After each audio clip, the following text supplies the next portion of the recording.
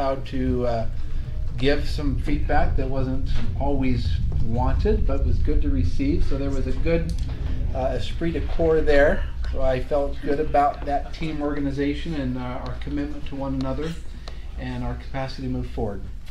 The second thing is starting out with this desire to develop a coherence framework and a strategic plan, and to do that in a collaborative way. That we launched that at the end of July, and by March, April, that was holding still. That we had buy-in from our principals, we had buy-in from our senior leadership, buy-in from the Board of Education. I thought that was a significant achievement to create a framework that brought our pieces together and gives our principals, leadership teams at the school level, clear guidance on where we want them to go. And I hear over and over again, this is so helpful. We know where we're headed. This is a good direction. We can support this. So I think that's a lot to achieve in a single year. I feel like the board committees has been a positive, that we are having more board and senior leadership member interaction around board initiatives and district initiatives, that we are aligned more with the board's strategic or moral imperative and strategic initiatives, and developing means and processes to move that work forward. I feel like we've tried to receive feedback. We've been intentional about listening to others and adjusting our culture within the district to be one of teacher and school support. And I feel like we still have a ways to go there, but I feel like we are on the same page and getting more on the same page with curriculum and other support services to say we are really there to provide support and direction to the schools. And then bringing new members on the team, people taking on new roles. I think it's a testament to their capacity that they can switch responsibilities and duties and take on other activities and assignments and do them well. So that was my sense of where we're at. So let's go to Joel and Annalise and Scott. And Scott's new on the team, didn't participate in this reflection, but will join in the conversation as well. So, okay. Okay. One of the great celebrations for our team, we call ourselves the Leading Learning Team, was really being able to carve out and dedicate specific time to build principal capacity to lead learning in their schools. And so that shift in separating the management from the leading learning component that happened during the course of the year, for us was a big celebration. And we felt like we were really able to support principals in building their capacity to do that in their buildings. Joel, would you mind standing up? Because I have zero. Thank you. Line of sight. Line of sight. Okay. And so that was the first thing for us. Just that having that dedicated time was incredibly helpful. One of the things that we're also very proud of is establishing the 7 tight essentials of PLCs in Alpine School District, and coming together and saying, what are the 7 principles that effective teams need to be doing in order to really move the needle on student learning? And so getting clear and working with principals together to refine it to those 7 so that they can be very specific in supporting their teams moving forward. That was a great celebration for us. And then really, and Superintendent already talked about it a little bit, but it is really trying to shift culture and change some of the culture so that it truly is about supporting schools in setting and achieving goals. And a lot of that had to do with our supervisors, aligning the efforts of our supervisors, aligning the efforts of curriculum, our content area specialists, our coaches, our directors, all to that mindset of we are here to support the schools and supporting them in setting and achieving their goals. And that for us was a huge celebration. We still have work to do, but we are very excited about the progress that we're making. Scott, Annalise? to add to that, I think one of the greatest celebrations is that as a team, we became the village. We always say it takes a village. And I could see our DLT team become that and be more like a family. And I have loved that. I'm very grateful to be part of it. And I'm gonna share something that Kim said to me one time. The best part about this team is that the load seems manageable, is doable, because we support each other and we help each other. We're very collaborative and it's all hands on deck. Sorry, I just lost my screen here. A minute. So, related to my specific areas of equity, inclusion, and student support, I kind of broke it into 3 areas, which is conditions under equity. Let's try to connect. Sorry. Yeah, it skips. Okay, thank you. Conditions under equity, connection under inclusion, and then student support, but knowing that conditions and connections are throughout everything that we do in Alpine School District. So under conditions, definitely developing a vision, goals, and actions aligned with our strategic plan under our Diversity, Equity, and Inclusion Committee has been huge this first year. And even more so, creating and developing our equity committee with our 3 board members have been amazing. They have been part of the work, part of the conversations along the way, and I could not move forward the work that we do for and about students without the amazing board members that are serving in that committee. So thank you. Working together has been huge, and I've loved every minute of it. And with Cami, I don't want to forget my partner here, my partner in crime. Okay, under inclusion, definitely partnering with families. I've had so many conversations and share experiences with families that I will forever value and have with me. I love that. I love the partnering with families work and what we do, again, for about students. Under special education, the addition of new life skill classes and getting our students closer to their neighborhood schools have been huge. And working with facilities and other departments on that has been amazing. Onboarding, a new onboarding process for our refugee students. We're now up to 21 families since March. And I anticipate that we're going to continue growing, and so establishing those processes, welcoming our families not only to a new school setting but a new culture, and providing the supports that they need to be successful. And then under student support, restructuring student services is still an ongoing, it's a work in progress.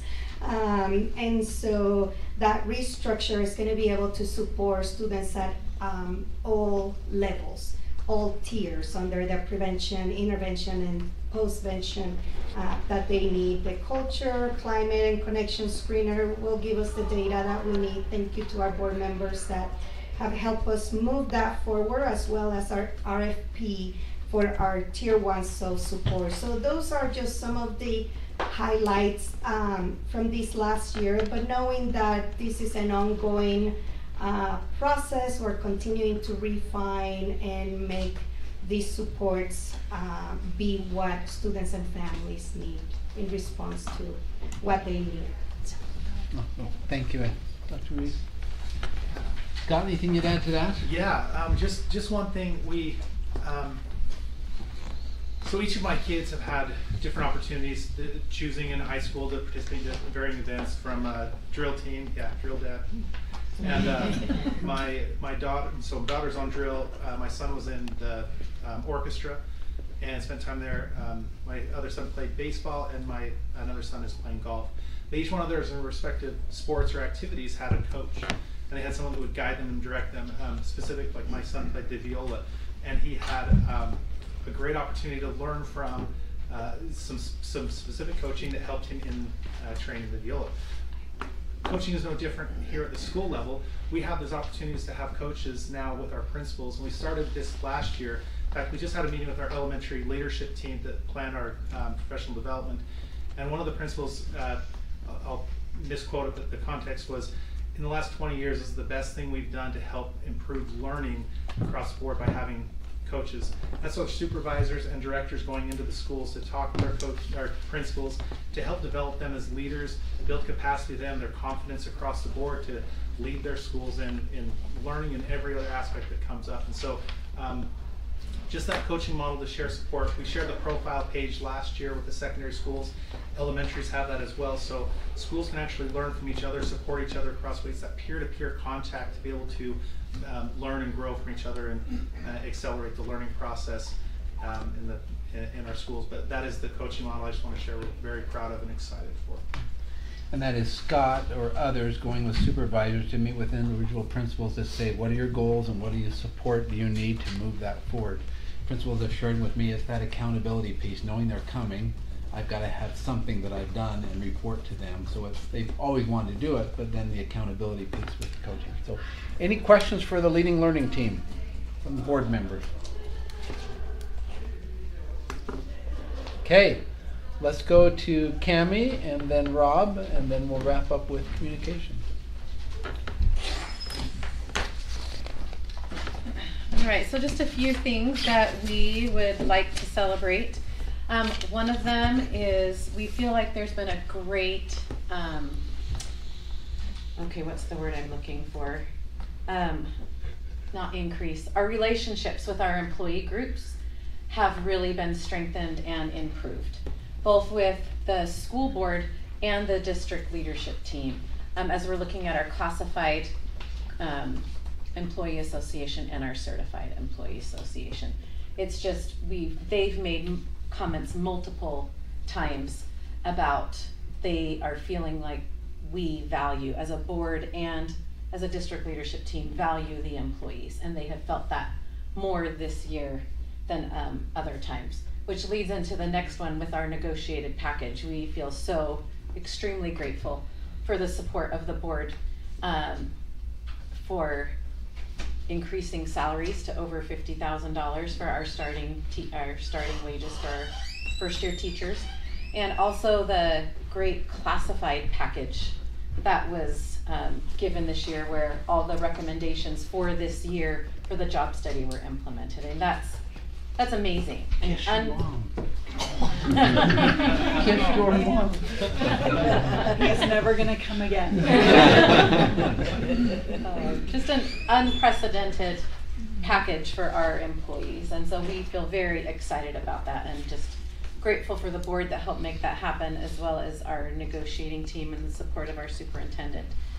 And then we are starting to make our recruiting more purposeful, and just are at the very beginning of that, and plan to start doing that this year with hopefully some virtual regional areas of the United States recruiting. So once we get those dates out, we'll start making plans for that, and we're excited about that, to hope to increase the diversity in our teacher pool. So we're excited about that. Also, just the opportunity to be able to really work through not issues with ESS, but issues with substitutes. And we were able to work with ESS to problem solve and help find solutions to get more substitutes into our system and be there to help our kids. And then we've also started becoming more purposeful with data. It's something that's in HR, and that's something that has been important to me over the last couple of years, and just haven't had a lot of opportunity to start gathering that data. And we had an intern in HR this summer who had the time, and so we gave her all these data collection things to do for us, and we're going to use that as baseline data now and look at our recruiting efforts, look at our retention with our which of our student teachers and interns, how many we hire back, and if they don't come looking for jobs for us, why not? to see how we can improve their experience. So we'll be looking and also gathering data on why people leave and if there's some things that we can do to help them want to stay. Questions for Cammie? Okay, Rob. Okay, low tech note card, just in case my screen timed out. So, my heart was going to Annalise there for a minute. One of the things on our business team that we're doing is striving to support the board's moral imperative of high levels of learning for all students by attracting quality teachers, focusing on student achievement, and engaging the community. We're pushing more resources than ever to schools, and this board has set that as a priority, and then holding schools accountable and allowing them to hold us accountable. That is critical for us to move the needle for students, parents, and families as we partner with them. Some evidences of that, Cammie mentioned a beginning teacher salary above $50,000. Super excited about that. That's a milestone moment. This board set as a priority. But wait, there's more. We're now setting a goal and a plan to achieve $60,000 over the next few years. Number 2, transitioning our employees to an 8-hour day, changing the old productivity models and replacing them with a more consistent expectation for professionals, because we have the best professionals in Alpine School District, and we're grateful for all they do every day for our kids. There's a few more we're working on. We couldn't get everybody moved this year, but we're working with them to adjust their salary schedules. They will be part of those as we move to FY24 to finish that out. Number 3, something I never thought we would accomplish, and that is scaling support to schools. A significant priority of this board, pushing more resources based on the number of students in a school, providing greater equity and support for the many programs and students and families and communities. And then lastly, changing the practice. I put eliminate, but I'm going to say modifying the practice of FTE savings and productivity models so that we can truly implement real, meaningful class size reduction over the next 4 years, which has been a priority of this board, and we are set. The stage is set.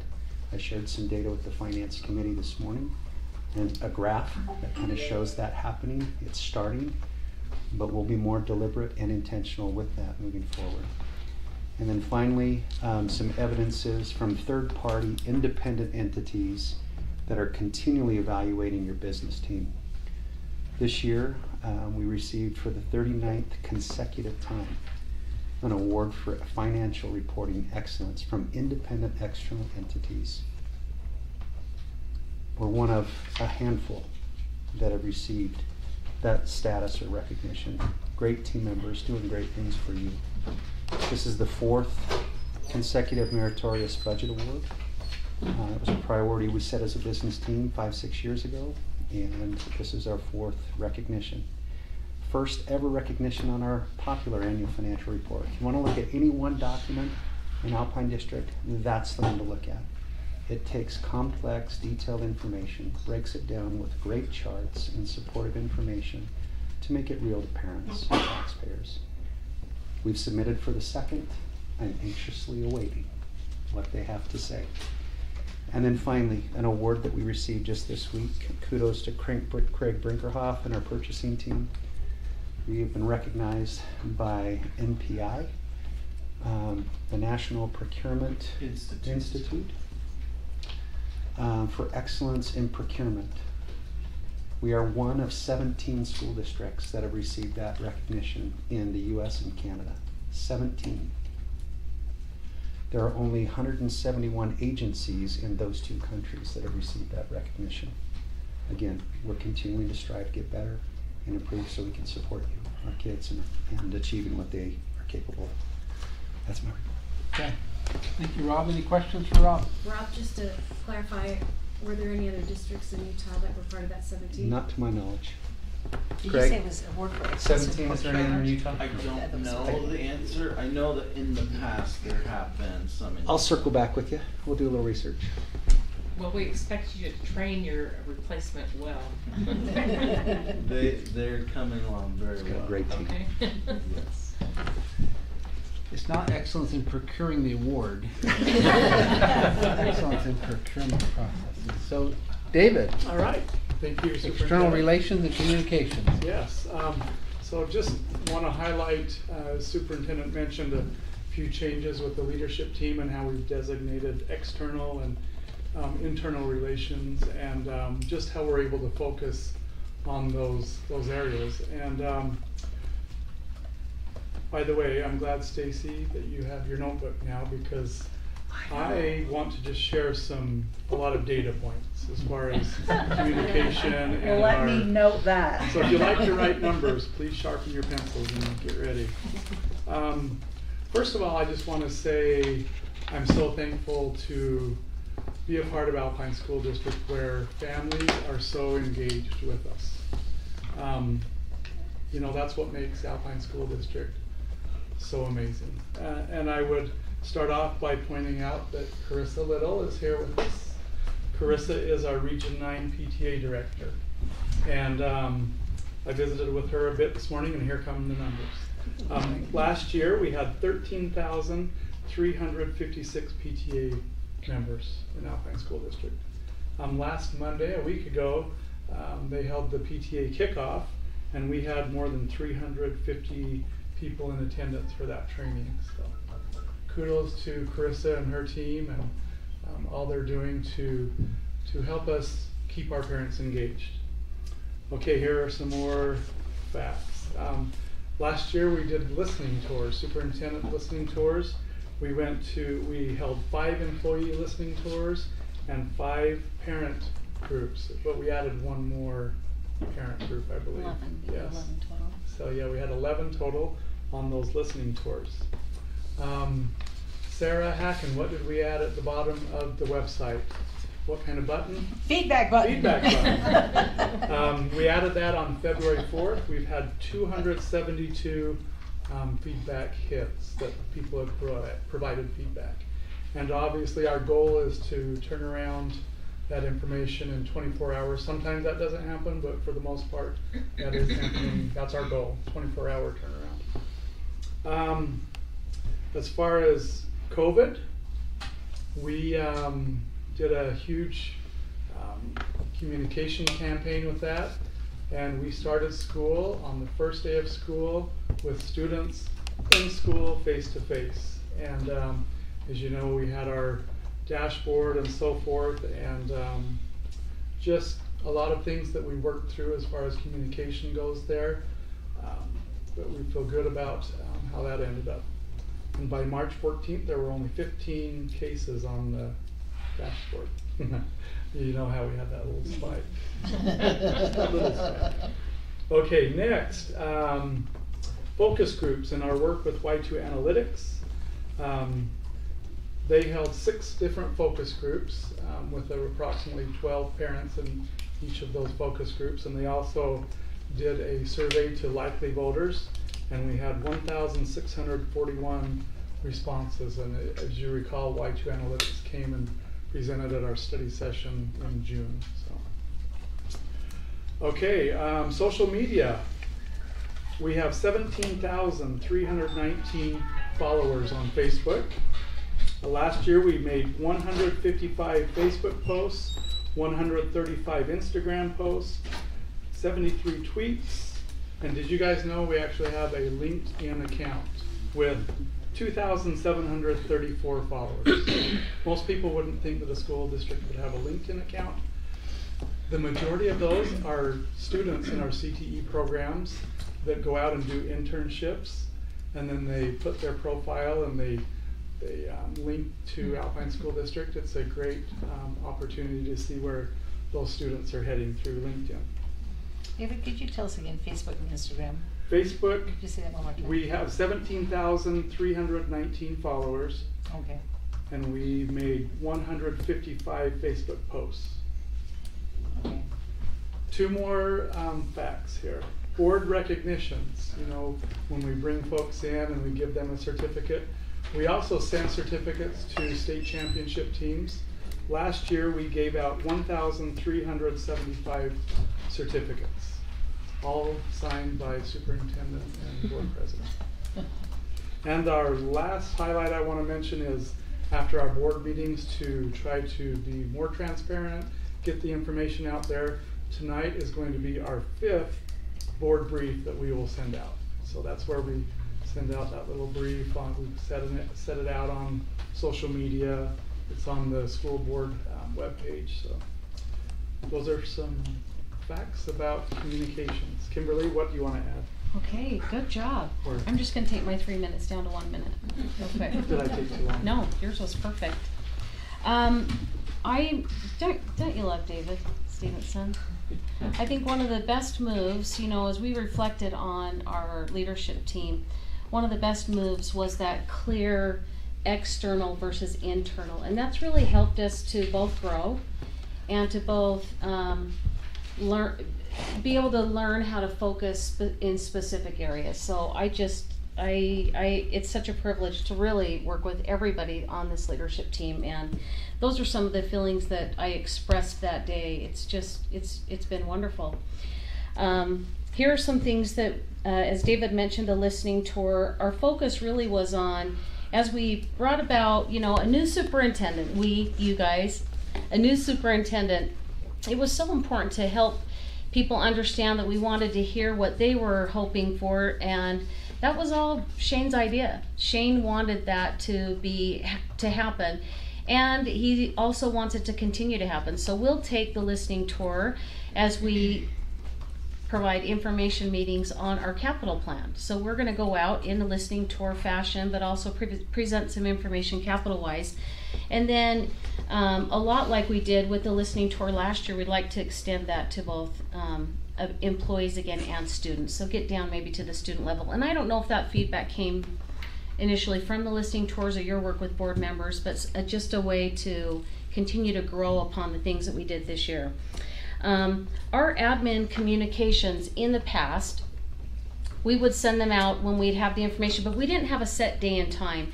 And as David has mentioned Karen's name, Karen was a great add to our communications. The consistency of a 7 a.m. Monday morning communication to all of the admins, and then the same thing with employees every Wednesday, 60 admin communications that happen consistently, 58 employee communications that happen every Wednesday. That has really been consistent. Now, whether or not people read them is another story. But at least there's that consistency that also has, I don't know if you've noticed, but we've got a historical mark that anybody who missed a communication, you can find what we've communicated out to anyone. You just click it, and then it's just a display of all of the communications. So the other thing that we started the year on, I also get to oversee 2 fantastic departments, facilities and transportation. I'll start with transportation. We took on a big load of having a start time that was designated for schools. No longer were we doing the early and later gator at all schools. Remember, it was about, okay, let's create that elementary teaching instructional day that was, our hope was that we were going to impact literacy and time for teachers to work with all of their students versus the old model, because we saw no difference in variation.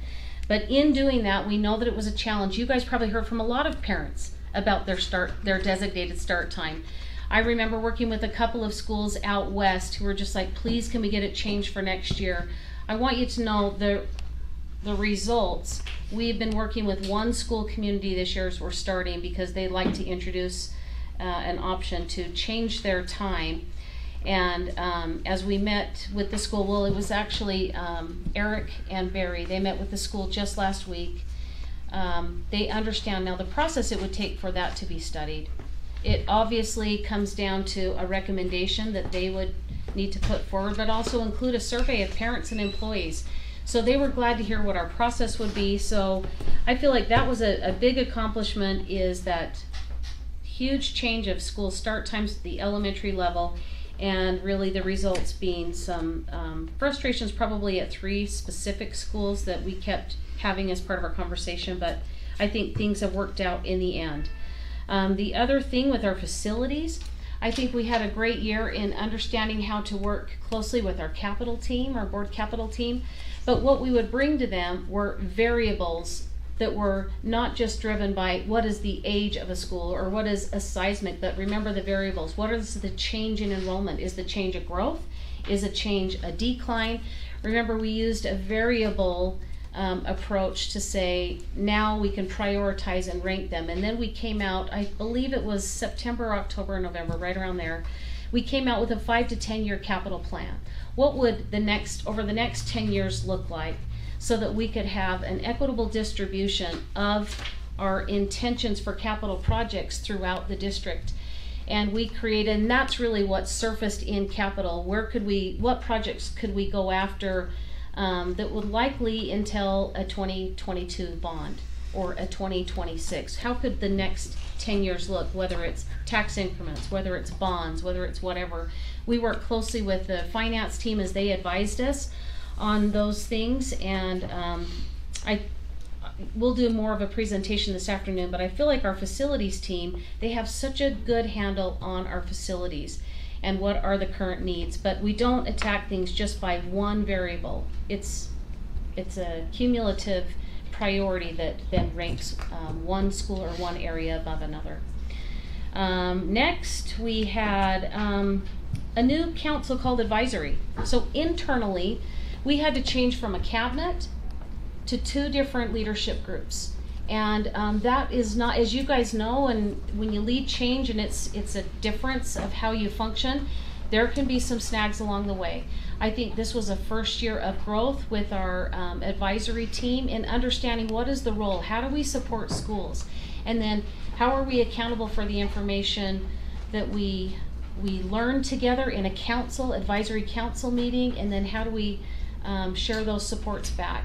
We really focused heavily in that role with leading learning, and we recognize that there might be some issues management-wise that we've got to bring, to the same level of support to the schools. So this year we'll make some corrections and improvements to have moments for matters, which will be the managerial matters.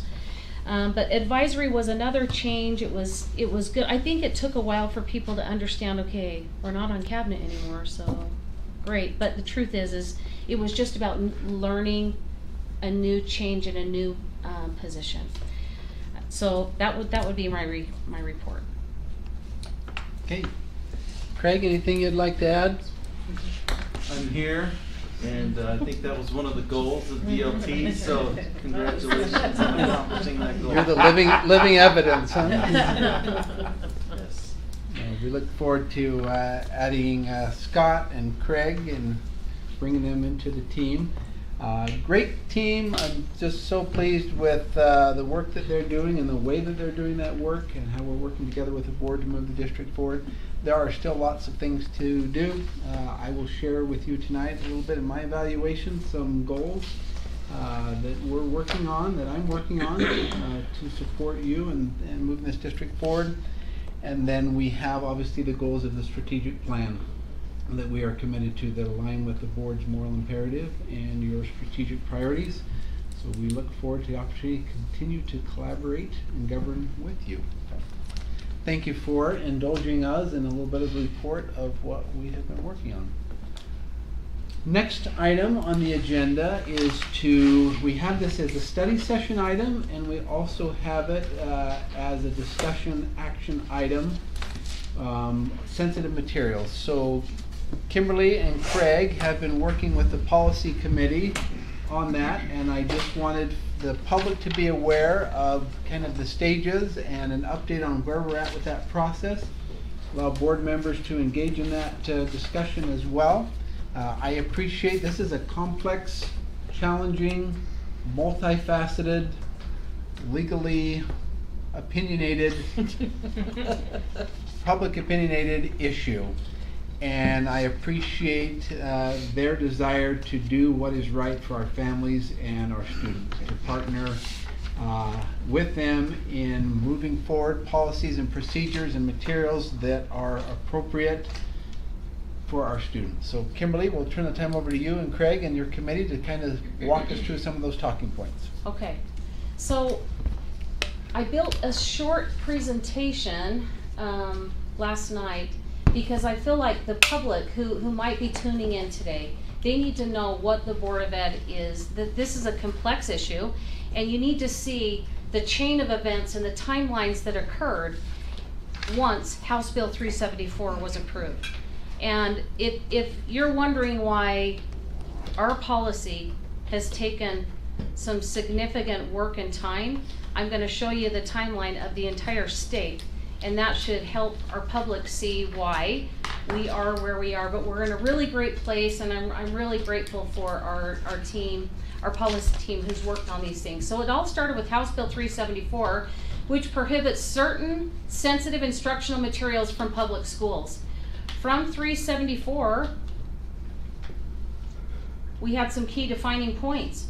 It was to define materials and terms. It was to prohibit certain materials.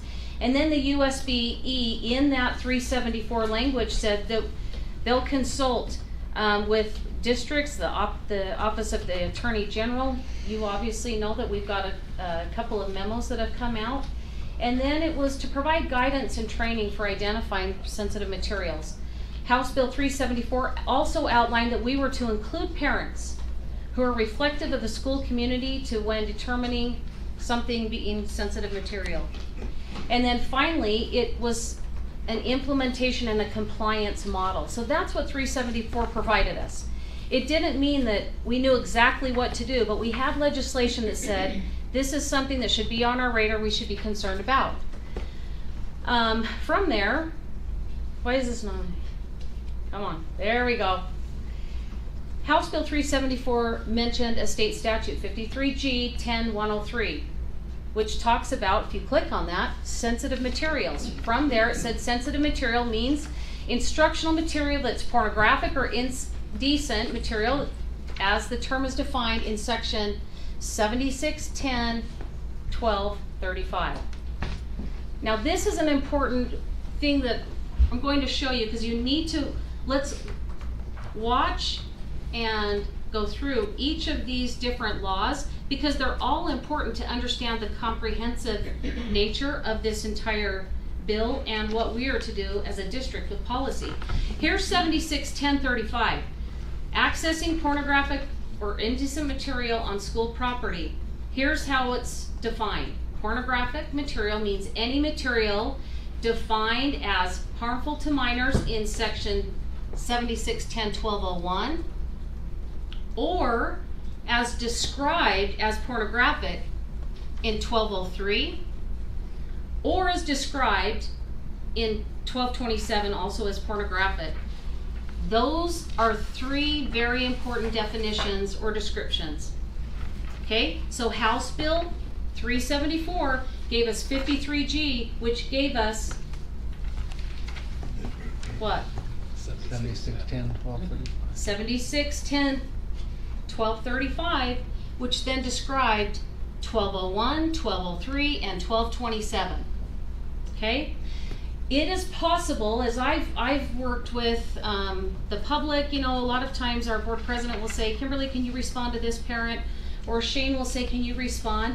Sometimes people get trapped in just one of those laws or definitions or descriptions. So that's why I wanted to share this, so everybody could see how things are happening. So I want to go into each of those. 1201 is about harmful for minors. And it says this: harmful to minors means that quality of any description of or representation in whatsoever form of nudity, sexual conduct, excitement, or sadomasochistic abuse when it, and then here's the three-pronged test, right? Taken as a whole, appeals to the prurient interest in sex of minors, is patently offensive to prevailing standards in the adult community as a whole with respect to what is suitable material for minors, and taken as a whole, does not have serious value for minors. That's the three-pronged approach on just 1201, harmful for minors. Okay?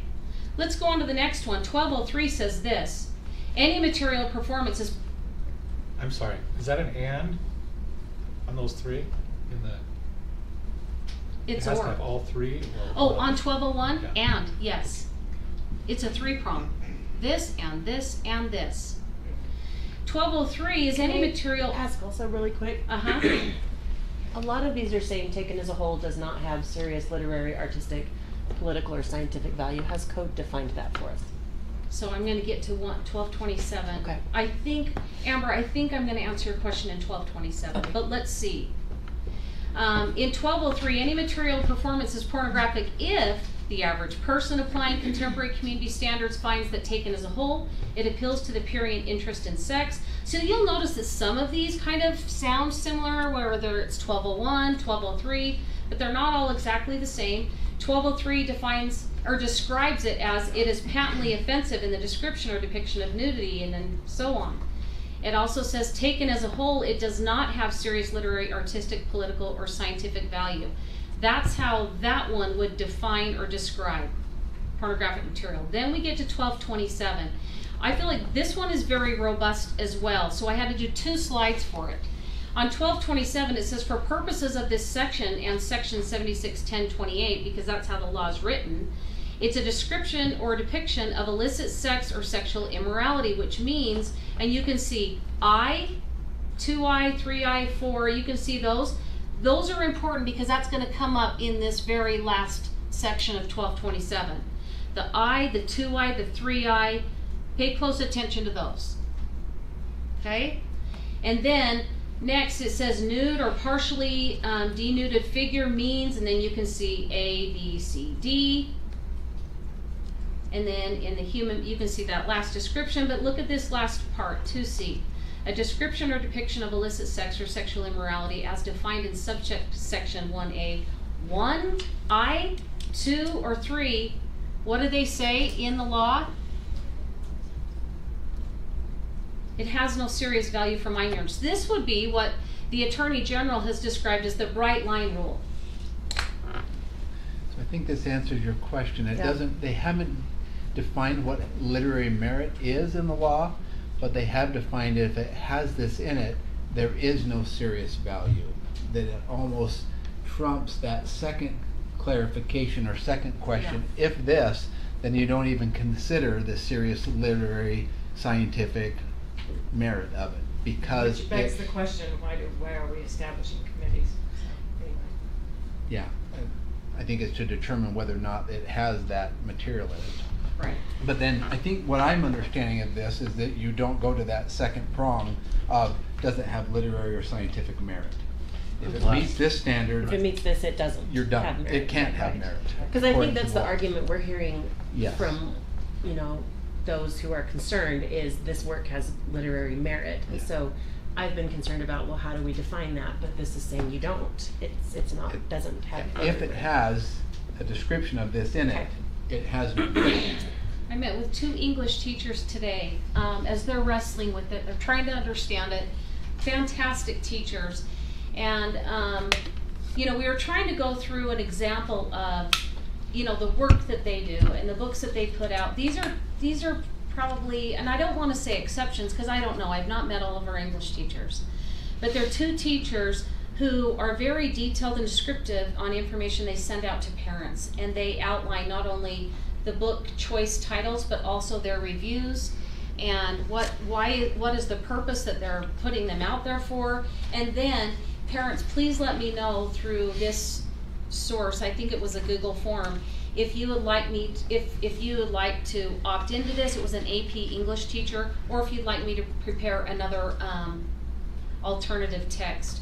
So there were some things that they were saying, how do we wrestle with this? And I have to tell you guys, this is why our policy committee, this has been so difficult.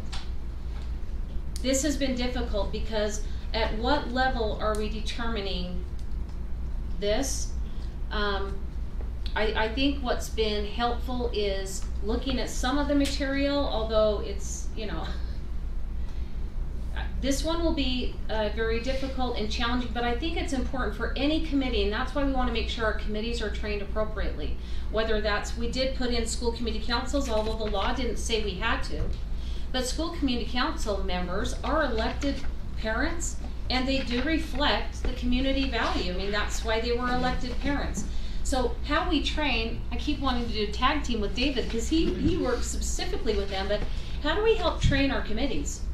on this. This is gonna be, it's tough, it's difficult, but we can do it. But this has been some of the complication. Then I wanna share with you, Can we pause for just a second? yeah, Craig, just from a legal counsel perspective, is that your understanding as well when you read that 1227? Yeah, can you go back to that slide? I'll bring it up here. Okay. Here we are. Craig, go ahead. So as far as the bright line Yes. you're talking about? Can you Yeah. clarify that? So, I mean, it does specifically address those three, and it points out the Roman numerat 1, no, Roman numerat 2, and 3 What I say, I want you to. as being no serious value, right? So to answer your question, right, it doesn't say what does have, it says what doesn't have. So it's kind of the inverse of that. So, But isn't the operative word that it said or? It was like this or right, that. so it can be any one of those three. It doesn't have to be all three. That's going to be your difference between the or and, right? So it could That's be not the one I was referring to, but Yeah, that's correct too. I was referring to Want me to go back? 1227, item 2C, 2C. where it says a description or depiction of illicit sex or sexual immorality as defined in that or has no serious value for minors. So it's the word or. right. So it's those three. Any one of those three will qualify. It doesn't have to be all of those three. Triggers the bright line interpretation. Right. And so, you know, one of the things that the Attorney General's letter pointed out is that by following the bright line, we are in compliance with House Bill 374. And so if we do not, I can read to you what his letter, a section of his letter says. It says there are actions the board and LEAs may take in complying with House Bill 374 to mitigate the risk of legal challenge. The first is to immediately remove books from school libraries that are categorically defined as pornography under the state statute. This will help protect the LEAs from potential lawsuits brought by parents or groups alleging the school failed to comply with state laws. So that's the bright line rule. And that is how we comply with that rule, is by removing it because it's deemed pornographic. The other question then is, well, you know, why go through the process, right? Well, it says right here, HB 374 will likely be subject to legal challenge. Yeah. And so going through the process helps us bolster our argument for restriction if there is a legal challenge. And that's the purpose of going through the process and not just stopping right there. Okay, so, thanks, Craig. So I want to clarify and I want to separate but show the intention of how it worked together. This summer, you just saw the timeline. We received House Bill, the legislation passed for the House Bill 378, but we really didn't have anything beyond that. So instead of sitting on our laurels during the summer, we also had received some concerns from parents about some titles that we could possibly have. We didn't know if we had them or not. It was just, there are books in your schools that have pornography in them. So I think people are taking this summer work stuff and bringing it together. And we knew that we didn't have a policy that would say, here's how a review committee would take these titles that are being brought to board meetings or they were taken to some schools. So we tried to say, how do we be attentive and respond and not just ignore? We put together then something that we thought would be separate in a procurement sort of way. We wanted to see, did we have titles in our libraries or even in classrooms that contained this sensitive material as we are supposed to be looking at it? Did So you we look just at classrooms as well? No, we didn't. We Okay, didn't. not We that. didn't have. We literally just had enough time, and they met 3 times. This particular internal procurement team to review these questions, and I want you to look at them. This is what we asked them to do. First, we gave them a copy of the AG's letter that we got June 1st, and that was a helpful clarifier from the May 4th letter. The other thing that we had was the House Bill 374. So we said, okay, committee, look at these titles, and again, there were a group of titles that had been surfacing, and you know what? Why not look at them? So we said, do we own them? Number one, have we procured any of the titles on the list? That was our first question, yes or no. If yes, are they in print or digital? Our digital group is called Sora. So that's the other thing that they noted. And then if yes, can we identify what school location has the title? And of the titles we have procured, so if yes, yes, yes, of those, have we, do they contain sensitive material as described in House Bill 374 and in the AG's letter? So that was our attempt to not ignore something, but to say, okay, have we used Alpine School District funds to procure things? We found out that we didn't have a lot of the titles, and we also found out that of those that contained, which was again not done in a committee review sort of way, so don't get those two confused. It was just, did they contain the sensitive material as defined in the letter? And we found that about 50, 51, 52, that number, you know, is summarized. And that was titles on the list, not necessarily titles in our curriculum or in our collection. Yeah, titles on that list. Yeah. I apologize. And by the way, when we first received the list, it was around the 200s. I think over the summer it's probably grown, but this team just looked at that snapshot that was given to us at that particular time. So of those, for example, I met again with a high school person, a junior high person, I've met with elementary. We literally have one of the titles in one elementary school. So if you think of our 93, this might sound very intense. You know those numbers that I reported at the last meeting? They're very small. So one elementary out of all with one title. With the high school I met with today, 3 to 5. I think they said 3. But we have other schools that might have a little bit more. It really depended. So knowing that, then we took that information that they shared and we took it back as a district leadership team and we said, okay, now we have information. Now what? And the first response, and I will take ownership of that, was, okay, let's get them boxed up, and then we'll just hold them, and then we will find out what the policy says we do with stuff like this. You know what I mean? How do we take it through a review? I sent a communication out to admins explaining that. And then what I learned, after they were supposed to work with librarians and teachers, nobody comes onto contract until August. Thursday. Yeah, Thursday. So then I put out another clarifier, plus it was very alarming to people to get this, and I apologize, but again, just not really knowing, but not wanting to ignore that we did have some identification of some titles that we want to have a closer look. So another clarification was sent out. Listen, when I said remove, it didn't mean that we're burning them. I know the media has used the word banned, but that was from a news article they used on the 374 news story, but they kept it with us. Our remove meant remove from access to kids. So the state has clarified in their model policy that that would mean restrict. So that's the clarifier word that we used. Let's restrict these titles, knowing that we have them, from access to kids until a policy can be approved and we can run it through a process of review. That's how we have. When the Attorney General is saying there's a bright line rule, but you have, when we look at, there are going to be litigations on both sides. That's the nature of what the letter is describing. Litigation on both sides from House Bill 374. But we have a stronger point when we follow a process. We don't just bright line and nothing, but we bright line with a process. That we had multiple stakeholder representatives understanding the title, the reason why it's being brought as a concern, and then having a look at it. That's the process that I think was identified in the letter.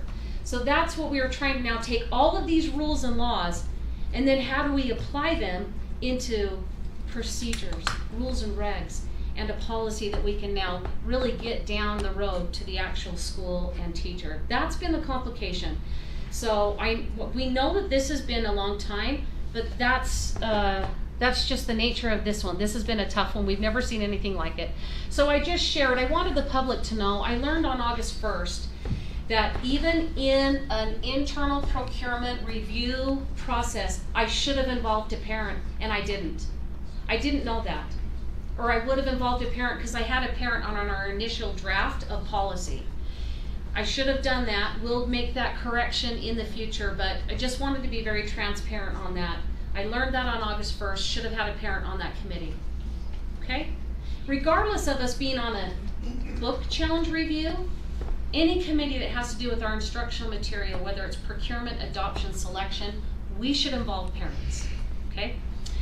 And then here's the 2 communications I just mentioned, and I wanted to clarify removal meant restrict. We're restricting until it can, the policy can be made. So that's where we are. And then I just wanted to share with you, as we talk about this moving target, we just learned that the state, recognizing how complex this is, they have moved our date for when do we have to have a policy in place now from September 1 to October 1. That's why we're trying to hurry and push. I think we're still in a place where we could look at some options, that we could get us in a starting place and then move us to say, but it's on the recommendation that we come back again at the end of September's board meeting to put something more formally, another one. But just wanted to surface these things, that have come about. And Kimberly, can I Yeah. just say too, that in there, the other difficult part with writing this policy, because people can write policy, but a lot of this isn't just sensitive reading materials in media centers or libraries in schools. This is sensitive materials in classrooms, and looking at the audio books and looking at electronic books. So it was multifaceted in its approach, but what was difficult is it's not just writing a policy; it's thinking heavily on implementation and what that's going to look like at a ground level. And there were many times we had to stop and pause in the middle of a policy and go, that is not going to work in a classroom. And so it was back and forth in trying to figure that out. The other thing that we grapple with is with review committees. What is that going to look like? We haven't pinpointed that. That's why the policy still is incomplete, because we have yet to determine how that is going to run.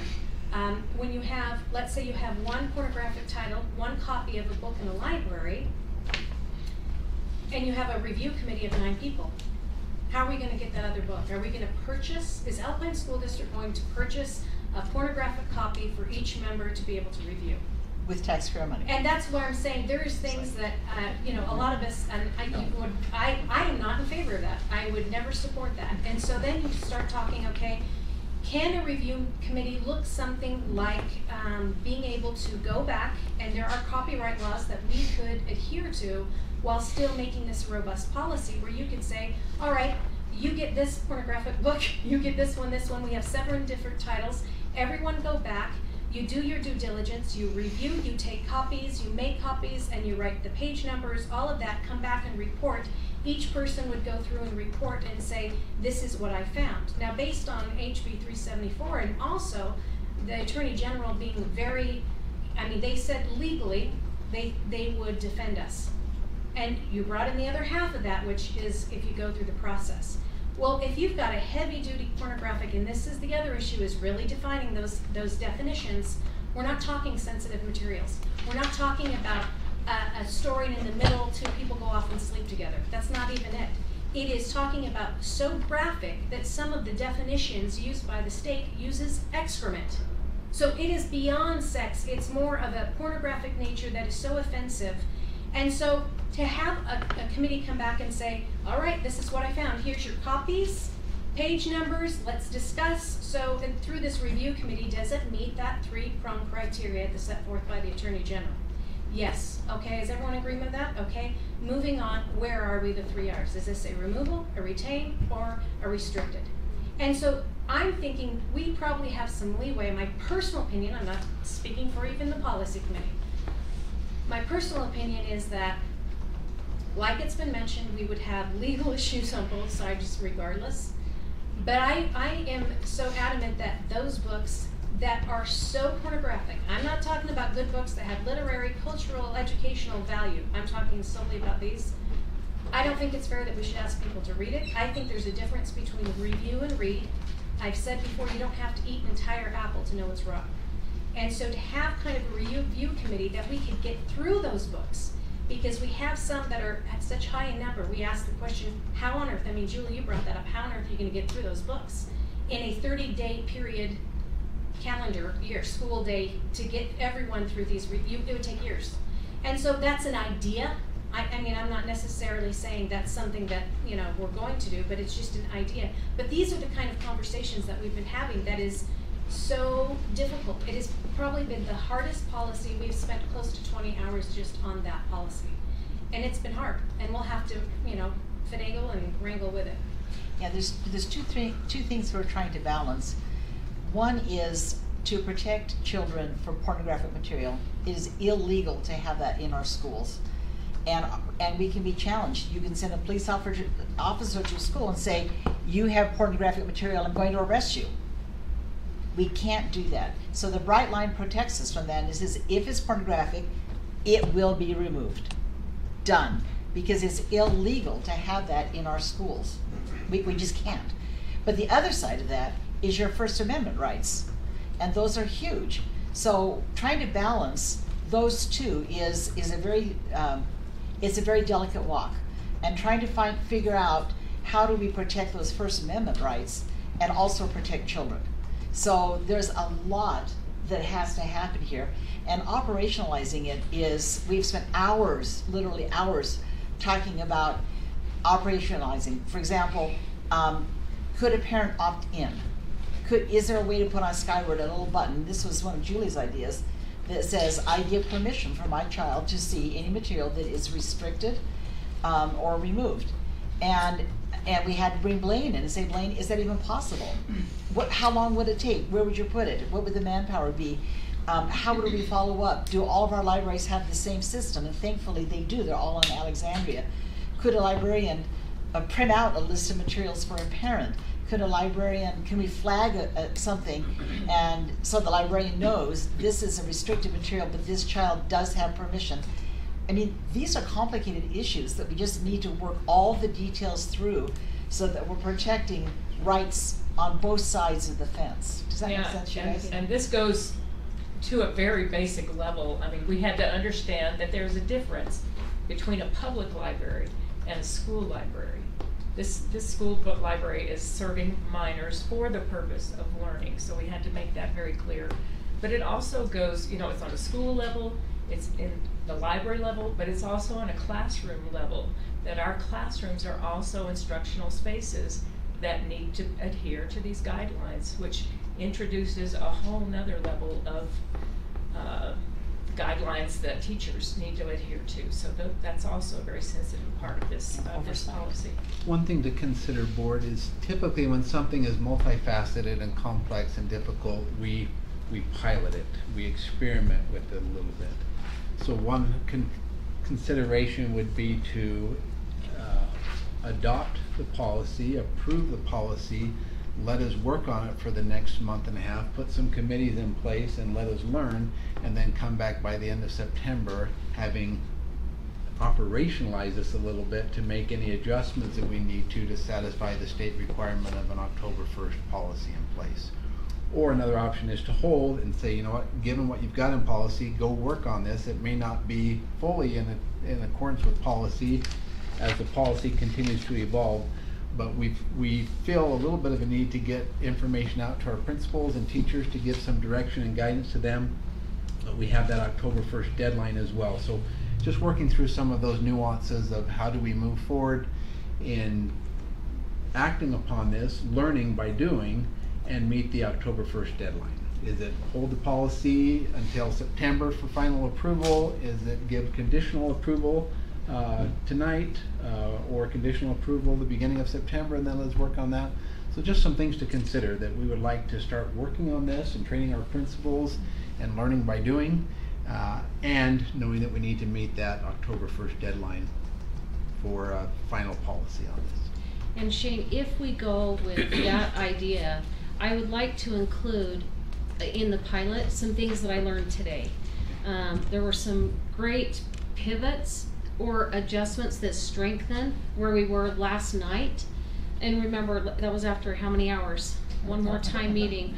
But I think we've learned today. I've met with a couple of board members who brought in a great perspective. I think we have a version 2 draft that if that's where the board wants to go, let's do a pilot so that we get some things started with schools and teachers, and then we come back and report back with some fine tuning of it to meet the October 1 deadline. I'd like to share with them this version 2 and share a couple of the. Can you pass it down? Yeah, please.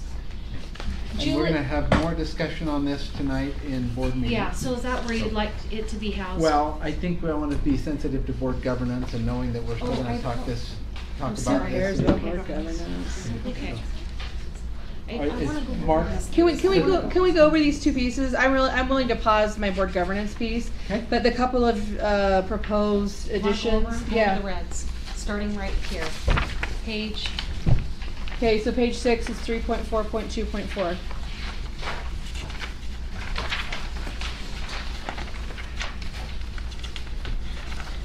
So do you want to talk about this, or do you want me to talk about it? So you're Well, just I want it, so the reds, I got from board member feedback, but I mean, do you want to share? I'm happy to do it, because they're really good they're good clarifiers. For example, should I just go through them? Well, Julie, I read this and I like the it's flipped. Yeah. Right. Yeah, From it's- what it was. Yeah, so which is a good. So it's saying the same thing. It's Right. just saying it in a not a punitive way, I guess. Right. So you know it's what? I like right. it. I like it. I think it's good. Yeah, and my only question was, does it extend You to don't have it up here, personal? Yes, I do. Yeah, so like a Well, land, well, but they also have, it would be the same argument, like, right, not distracting from a learning environment, just like we don't let kids wear t-shirts that have drug references or whatever, right? Yeah, I mean, it would still be in alignment with our employee dress code and things like that. Well, Kimberly, do you want to segue in why we're talking about these personal spaces? Talking about Well, I this mentioned Well, the classroom yeah, as a learning 210, space. how so- can I get, I let me very see if it much lets love me this. get on real quick. 15. We just have some people in the room. I just want it them to see, just because it's public meeting. Okay, 1582. 1 second. Sorry, you guys. Just as you're talking about it, I want it to reflect Yeah, on the you're good. screens. Jill, I'm good with 1.3 on Let me go those cancel. I'll try it one more time. But I thought we had that in one of the Let's look and see what's available. There's 210, but it doesn't say solstice. Am I okay? There were 3 changes while Kimberly's pulling it up. In 6.4.1.2, just changing it from 2 to 3. Just because in a secondary school that your kid is in school for 3 years, so it seemed to make sense to do it for a 3-year period. Yeah, and that's what the model. That's the model policy also from USBE stated as well. So that was one change, and then the very last one, she'll pull them all up, is the 1.3 under rules and regs, so it's on page 15. I was wondering if we could move that and put that up with 7, in the 7 section. Well, Kimberly looked at putting in the 7 sections, and then she felt, I mean, it doesn't matter to me. She felt that it was more applicable in the rules and regs, but, I mean, it's not something that I'm married to. I mean, as to where it's placed in policy. That, you know, you have the 3 This one, she wants Rs. to put this in the 7s. Okay, so to me, the replacement, it comes after the review committee Oh, yeah. makes their determination, so why we wouldn't place it right after that to say, now listen, if it's a book that, I'm gonna just use dogs, but we know that it's any genre. Let's say it's a book about dogs We that talked love about each other. if it's where the red fern grows. Like, Yeah. my kid won't read dog books because all the dogs die in dog books. Yes, an English teacher said to me, Kimberly, I do a book that's on the war, and there are soldiers who use really graphic language, and I always, before the book's ever introduced, I let the parents know. And if this particular book that she was referring to, because she was nervous about that, I said, well, there's something that a board member just met with me this morning on that would be a great way to say, okay, can we get a replacement book then that would talk about that history? It's not like it's the only book, but we want that to be, no matter what the genre, whether it's a marginalized community, whether it's a topic of history, whatever, Cultural thing, it's a yeah. replacement. And I felt like And by that the way, was very teachers are used satisfied to they doing loved that. it. That happens all the time, where they have to go in and switch out text for students that don't feel comfortable reading it. So it's not like this is a foreign concept, it happens now. No, I But I like don't where it's know that it placed. I think that happens makes sense. Often. No, I wouldn't Well, I say think it's often. a healthy thing to I think put it it- happens. No, but you said they do it all the time. Well, no, what I'm so- saying is all the time Oh, through their career. absolutely. It's not like this is new. They've done it before, but so it's. I like this, Julie. Those were just, I just felt like those were slight changes we could make to address some of the concerns that have been expressed through public comment. You know, specifically with our LGBTQ population or our BIPOC community, to make sure that we're not removing that voice. And it's an easy way for us to just make sure that we're finding books that are appropriate, that reflect that perspective. So regardless of why a book is, you know, like, you know, which perspective it is, if it's a book about a dog that dies, that you have to find, you should replace it. And it's not a requirement. We're not saying shall or must. It should, meaning that we do want to have diverse libraries that reflect diverse experiences. So we want to make sure that we are not inadvertently removing a community's perspective because it does violate state And I code. appreciate the language that you put Marginalize there that because content even further. Yes. I think it helps alleviate a little bit. You know, you don't want to put so much on librarians, you know, Yep. and making it such a burden on them. So I did appreciate it. So those were the three changes Great that I add. suggested, just that changing the 2 to a 3, the Is it change. only 3? Because we talked for like 45 minutes. Can I bring up some questions the committee had? And maybe that you other two can be looking at our list of possible discussions, but, you know, we had the list of people who can challenge the parent who has a student at the school, the student who is at the school, an employee of the school. Do you want the Board of Education on that? That is actually something I did bring up with that was the Kimberly. fourth That was the thing, fourth yeah. thing. I actually am not a fan of that because I really do believe in local control, and to me, the parent is the most local control of that. Right here. And as much as we talk about, you know, our board dynamics, that we're not trying to get into the weeds, I don't know that it's appropriate for me to go and tell a librarian, you know, like obviously we want to be abiding by the state code that we have to honor, but I also feel like it's appropriate for parents to do that at a school level, and I don't know that it's appropriate for me as a board member to do that. I also feel like it is a potential to create some unhealthy dynamics between board members and schools. Okay, any other thoughts? And on that? I'll just And I disagree I think- because I think it happens really regularly that parents have a situation that they don't feel comfortable taking to their administrator for one reason or another. And they may bring it to their board member. And so for a board member to be able to act as the voice of a parent in that instance, I think is an important, I mean, we represent parents. And so, I mean, it happens all the time that parents don't feel comfortable taking a concern because they're worried about blowback with their Okay. kids or whatever. And I feel like that's another avenue that a parent could use. They could say, hey, I can't rock the boat at my kid's school anymore, but this is a problem because you know. The way Okay, it's you- written, you it's bring in. up- It's yeah. in the way it's written. You bring up another important point that we need to discuss, but is there any other feeling on that one? I guess I would just, Amber and I don't argue about a whole lot, so I'm kind of like flabbergasted. You know? I'm like a little bit, no, I'm just kidding. The other perspective I take is, yeah, I have parents and staff members who will sometimes reach out to me, and sometimes what they want is a listening ear to say I'm frustrated. But I cannot go to an administrator and say, I'm going to advocate for something unless that parent allows me to disclose personal information about their child. Like, I had a parent reach out and disclose to me a very personal story about their child, and I said, are you okay if I share this with administrators? Because if I can't release identifying information, then I can't actually resolve the issue. So I guess what I would say in kind of rebuttal to that is, but it's going to have to come out. I mean, like, if you're going to go and advocate and say, my kid read this book or checked it out or is in this class and feels the book is inappropriate. So, and I get it, that can sometimes be uncomfortable for a parent to go in, but I also feel like that's also our responsibility as parents to go in and advocate for our kids. And I worry the way that this could potentially create unhealthy dynamics in the district. Okay, well, we'll discuss it as a committee and we'll bring forward a recommendation. And I agree with that too. I think board members would have to be really careful in that situation. But there are absolutely, I'm sorry to say, instances of when a parent has brought a concern to a teacher or an admin and their kid has suffered repercussions from that. Could a It parent- does happen. Could a parent And have so- another parent, instead of coming to a board member and having one of us take that to the committee. And They I feel go to like if another I'm parent. representing my community and my parents, why would I say, oh, What if it go tell said- someone else to pretend like it Well, was their kid? What if they went through local control or a member of a school community council? To say, you know, you have a concern you want to bring up, you could bring it up to an elected official in your school, a member of the school community council could raise that.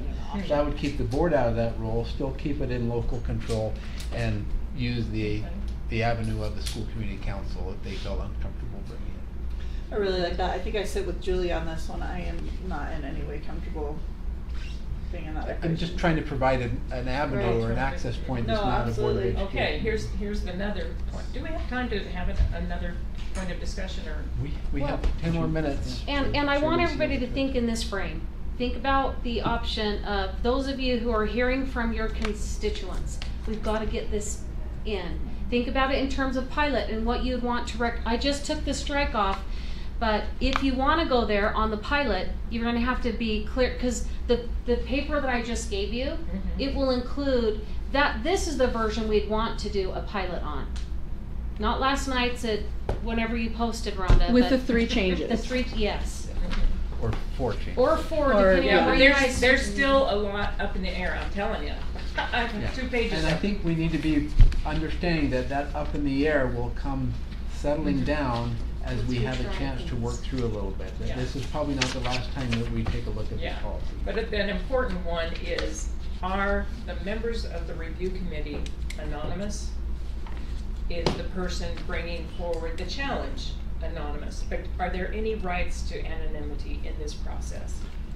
I think you can't have one without that. I think my concern is if you're going to say that the parent is anonymous, then I'm not identifying all the people on the committee and opening them up.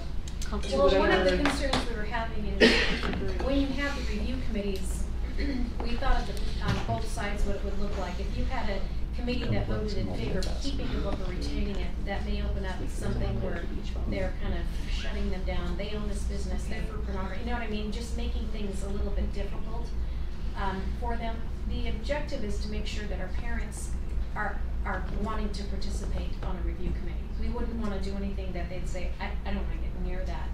That's So a fear that we have. But confidentiality should go always. the Yeah, state, how do we protect those people on The that state did make committee mention, and from how they brought backlash? it up, and correct me, wasn't it more of anonymity? It kind of made it sound like you didn't need to know. You would just need to know the results. It was Well, a we need to be 4-3, transparent about the books that are being reviewed and what a finding is by yeah, a that'll committee. have to be. But we shouldn't have to shame a parent, no. and we shouldn't have to shame a committee of stakeholders for doing their work. And by the way, I don't think that, we can't laminate it right now, but we've got to try it out. So it's now a great time for me to give my thoughts on the pilot thing.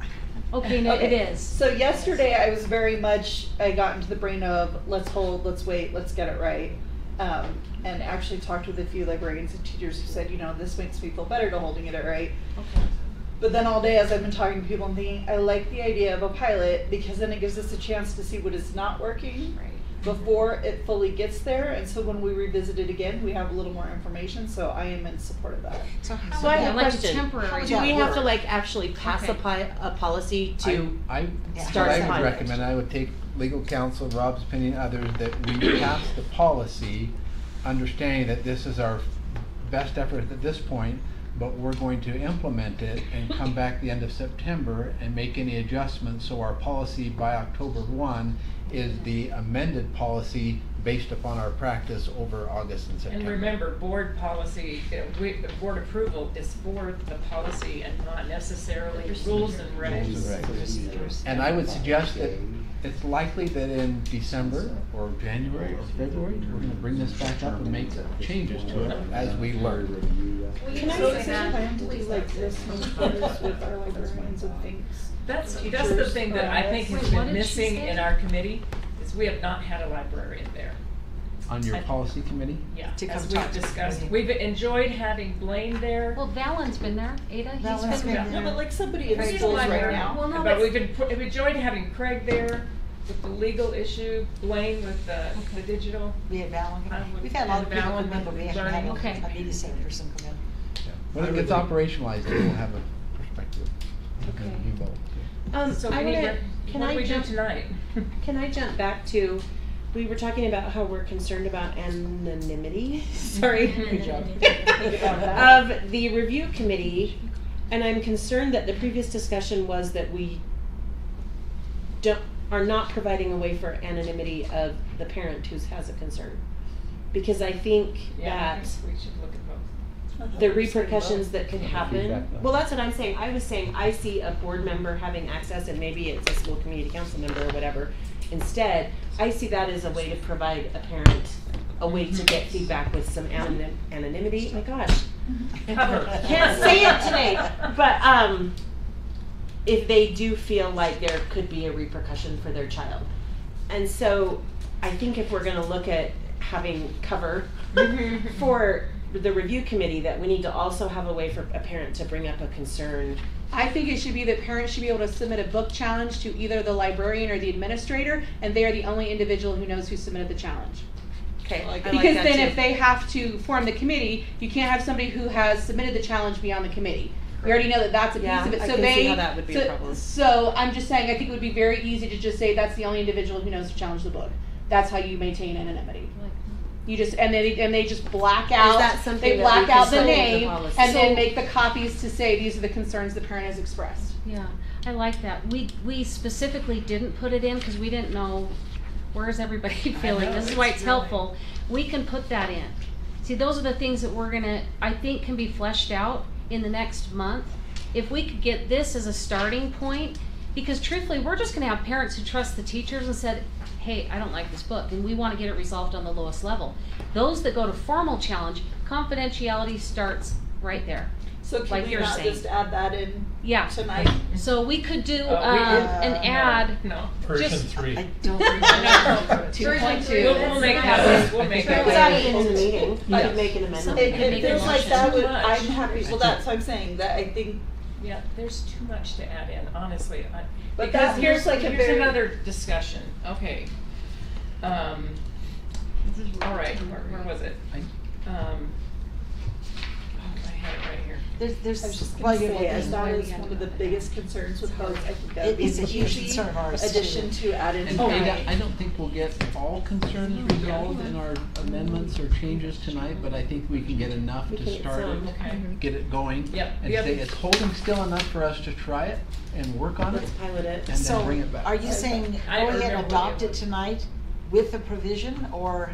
I'm suggesting that the board consider their willingness to adopt it as in version Amended. 2 and any amendments that come out of discussion with the opportunity for us to start working on this and then bring it back at the end of September. Okay, here's the other amendment that's pretty important, the appeal process. And you said you had a discussion with other superintendents, was that the appeal was not so much for the decision that was made, but an appeal can be made if there has been an error in the process.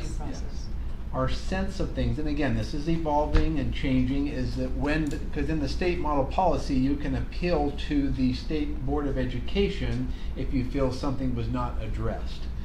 Our sense of that appeal from the state office was what they're appealing is you didn't follow due process. You were supposed to have these things in place and you didn't.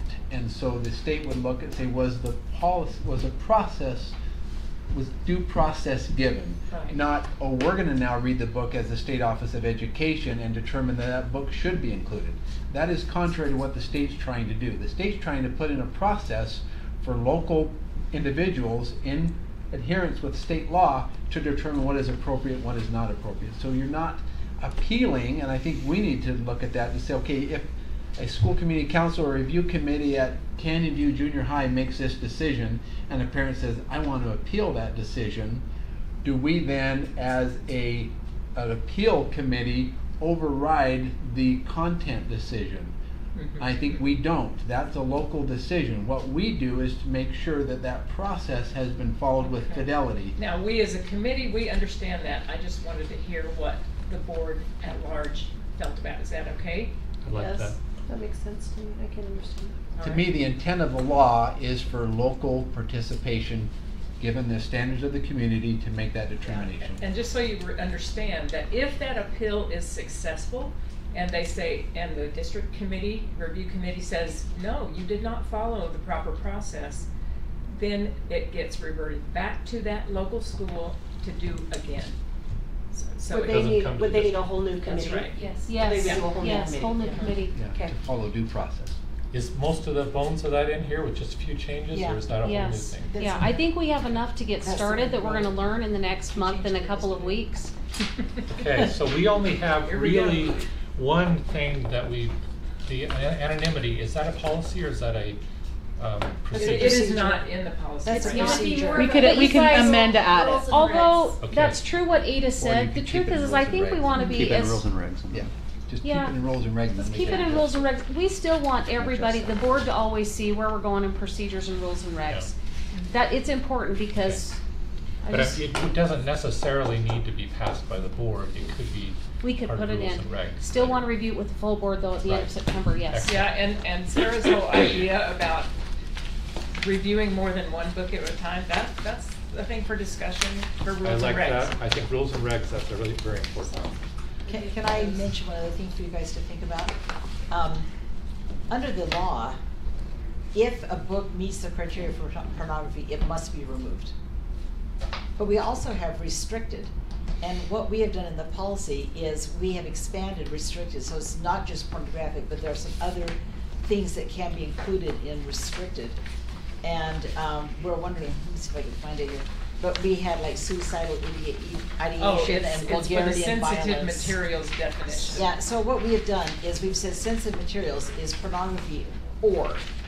Vulgarity, And vulgarity, violence. violence. What section is that Where are in? you? So, It's vulgarity, violence, it's number right 10, here. number 10, Oh, that's De- my other definition copy. number 10. Oh, It's definition. under 10A. It's page 3. Page 3 on the original. It's definitions, 10. Under definitions, so what we've kind of done is, We we need to have work kind at of it. modified a little bit, so we have another level in there. So the law says if it's a sensitive material, it's only pornographic, and we've said it could be this. If it's pornographic, it will be removed. But it could be sensitive material in one of these other areas, and in that case. So are you saying that you we guys added the restrict it. vulgarity, violence, or the promotion? No, of that's in the suicide? law. That's in the law. That's in the So law. I would like to It's But not just we're saying that would, policy. say here we don't also, s- we we don't see never that did get a necessarily as copy being- that says what's code and what's not. No, it It's- was it's in there. highlighted in the blue, didn't we leave it? It's in right blue? there. No. it's in, I thought we did that. You like that, like We the never code got it. Blue, piece? so they would No. know which No. one was state We statute never got and it, But, that I'm aware of. so, when we reviewed this, we What is- decided it's to right- put it's up anything that was straight from the It's code there. with it accompanied. Yeah. We didn't do a highlight, we did not. But we didn't know that. It, But it's We didn't on, get it's, to it. it's parentheticals at every end of it. the one I'm talking about, number 10 is. no, it's Right, in but the it's in self- the code reference here, so I don't know if that means this It's- section that it's you right just here. said you add. It's Yeah, right there. I know. Show Kimberly. But you just said you added to this definition, so I don't know if this is code or this is what you wrote. Because here's the parenthetical reference right Now, above we're it. trying to understand the difference between pornographic materials and The problem is that and the sensitive. state law is, they use it interchangeably. Okay, but what I'm Sensitive saying materials is, is as No, people I who see what haven't you're sat saying. through 20 hours of policy meetings, I don't know what you wrote and what's code, so I don't know what I can say can The be changed or majority of can't it, be I mean, changed. wouldn't you say it's from law? I mean, the Right, but you just majority said, is different. here's a definition that we changed. I can't tell what of that Okay. is changed and what's yeah, not. We're seven, working so, on that. yeah, We you're right, added suicidal Amber, ideation, you're, that's that's all. true. The very first one, We have that. we went straight from code, you saw the A, B, C, D. Right. The version that you saw was more of, right here on this one, it is no longer straight from code like Right, we that's have. what I noticed These were earlier all today. straight from code, code, straight. Right, but this is not now, right? Number 7, no, that's a summary. And So I could that's, take so it that's back. what I'm saying. I don't know what's code Well, and and what's that's the not. one that was under draft still, not finished, that we were still grappling with. That was the Number first 7, one. we feel like we've approved. But what I would really love is something that helps me know what's in code and what's not. And we have had can do such a that. debate, the people that Absolutely. that came in, the English teachers that came and debated, and not debated, but came and spoke to me today, they prefer we go back to A, B, C, and D. I got that from feedback just today. So I could You mean put A, that. B, C, and D with the full definitions from Yes. code? I would Yes. prefer that also. That's She exactly said- how I feel. She said, this is, she goes, is this coming from you guys? And it was We're almost like, yeah, oh, we use all those shoot. words all the time. I have a librarian. So she sent this one Okay, back. Nancy, Along with anonymity, yeah. Anonymity, which Okay, county keep See, going. there's organization just needs to be done. Okay. Okay, I think we need to break now, Okay, sorry. but we will come back and have more discussion. The question is, if there are amendments that you would like to make, I would ask that you have them written down in a way that we can maybe Make formal motion if make you go formal there. motions. Yeah. Just to be aware, because this will be an area we'll have to be very detailed on, so, perfect. Okay. We will resume at 6 o'clock with board meeting. Thank you, Kimberly. Thank you.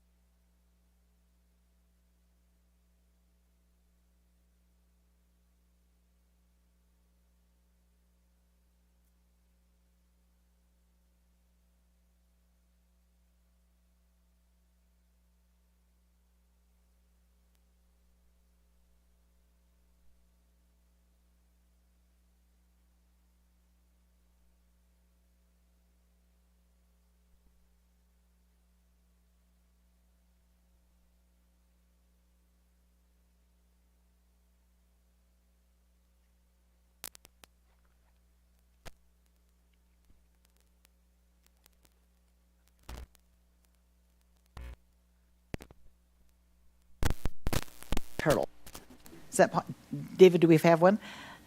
So let's show you what their turtle looked like. I asked David this morning if we could see the turtle.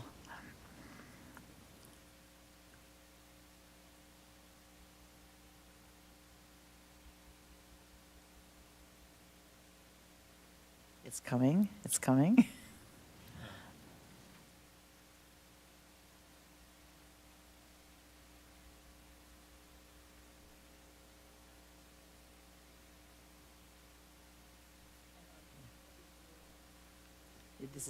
This is Anna.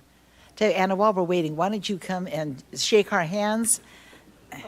Let's do that. And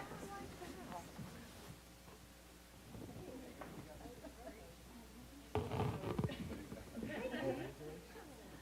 think that is so fun what you do. Take credit anywhere you can find it. Down from here. Hey, stay up here though. Stay up here. We're gonna.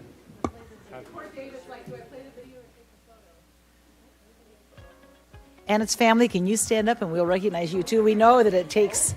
Oh, here we go. Here we go. Never mind.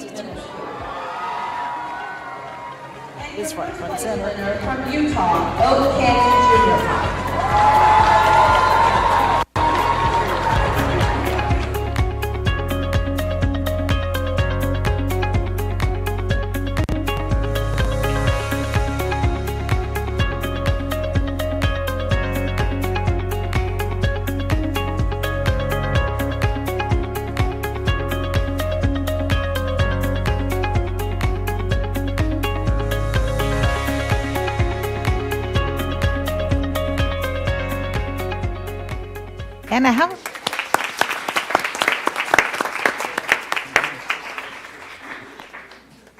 Anna, how long did it take you guys to build this, to design and build it? How long did it take you? Yeah, okay. Yeah, great. Hundreds of hours. In your basement. You have a few turtle prototypes flying around.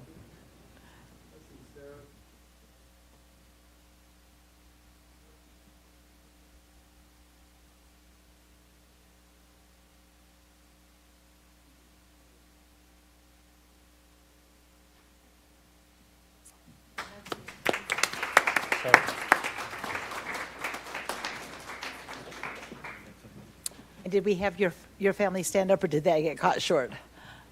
You should stand up. Stand up.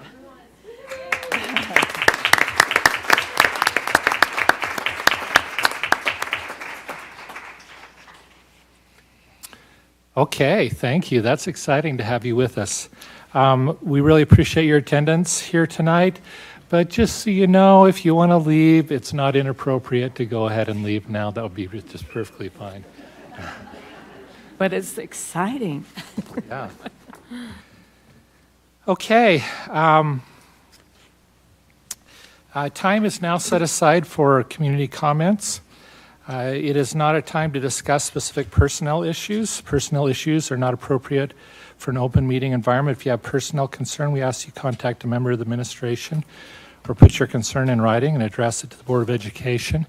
We also wanted to mention that we have a large number of online public comments that the board members have read and will continue to make note of. So we have allowed for 30 minutes of public comment. So we'd like everybody to confine their remarks to 3 minutes each. You'll see the timer on the screen, so if you could wrap up as you see that coming to close, that would be great. This is kind of an interesting evening. We have, I think, a number of people who are concerned with library books. And I think last time somebody was about to read an excerpt from a library book that they felt was pornographic, and they saw a child in the audience and decided not to read it. I would also ask that tonight we're not going to read parts of books that you feel are offensive, but go ahead and address your concerns in other ways. So we will go ahead and get started with, and by the way, Again, this isn't a debate, or the board isn't going to respond to you, so you just make your comment. If you have a question, though, there are members of the staff here that could help you tonight, or they can get back with you at another time that would be more convenient. So we'll go ahead and start with Stephanie Jones, Rachel Everett, and then Corey Boren. So go ahead, Stephanie.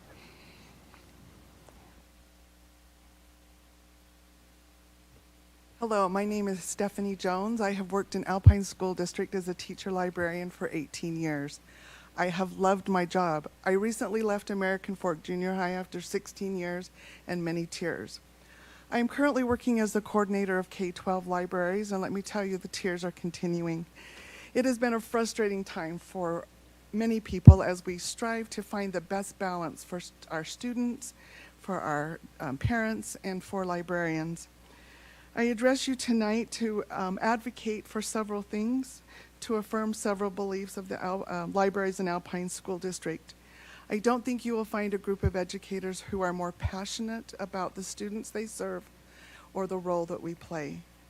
I am here to advocate for, one, that the school board and district administration return the 52 books that have been identified to our library shelves. Two, that we follow both current and the policy that will be addressed tonight in following that policy, which states that books should remain on the shelf until they have had a chance to go the full reconsideration process. I ask that the Attorney General's opinion be taken in its entirety. It involves more than a bright line rule to follow state law, HB 374. It also balances federal law and the need to find an analysis for redemptive value. That the books be read in their entirety. I request the board carefully consider the ramifications of the policy that tonight I've kind of had conflicting, but I believe will be voted upon. And just a couple of comments about that policy. I hope at some point, respectfully, we ask that the teacher librarian teams be involved in a thorough vetting of that policy.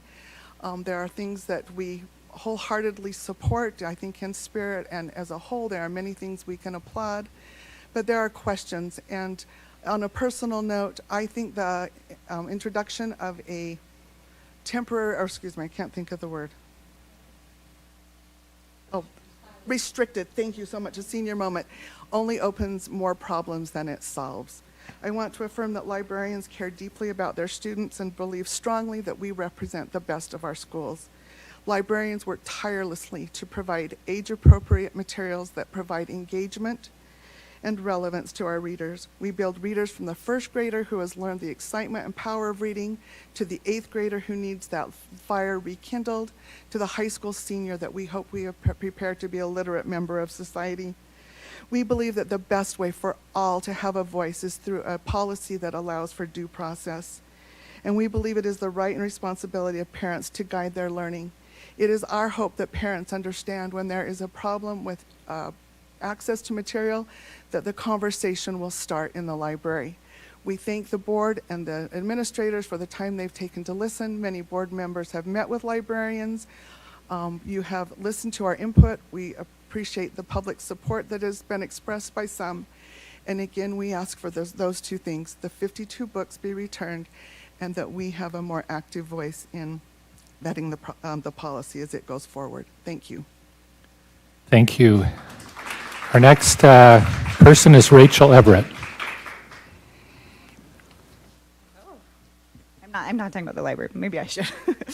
All right, my name is Rachel Everett, and I am, first and foremost, I am a mom, and then second, I'm a teacher.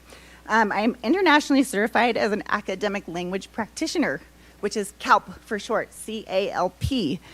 I'm currently working on requirements to become an academic language therapist, CALT, C-A-L-T for short.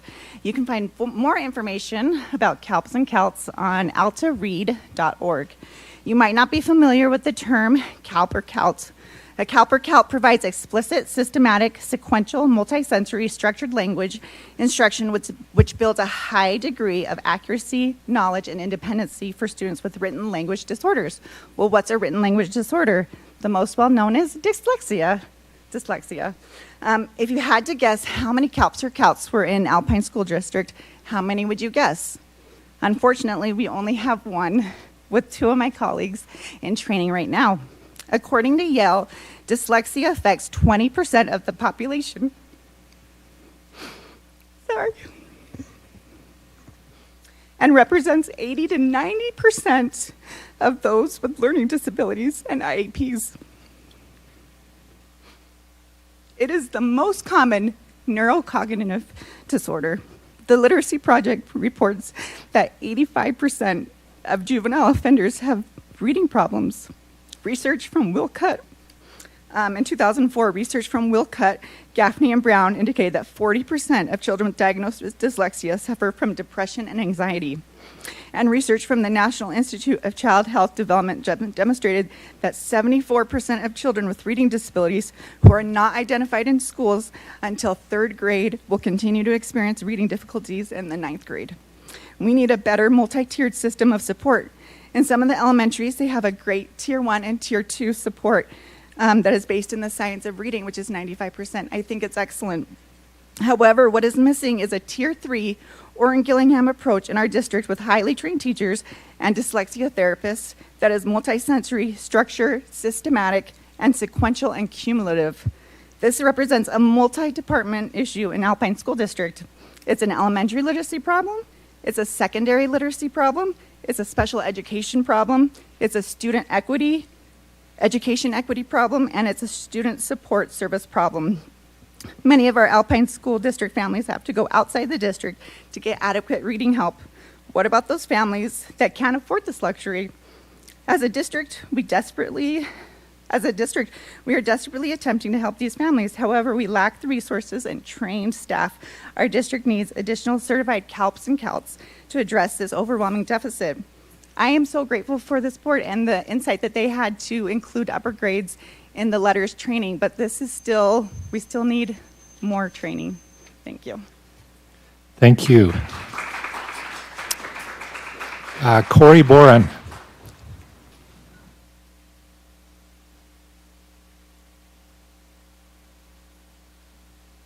Good afternoon, members of the board.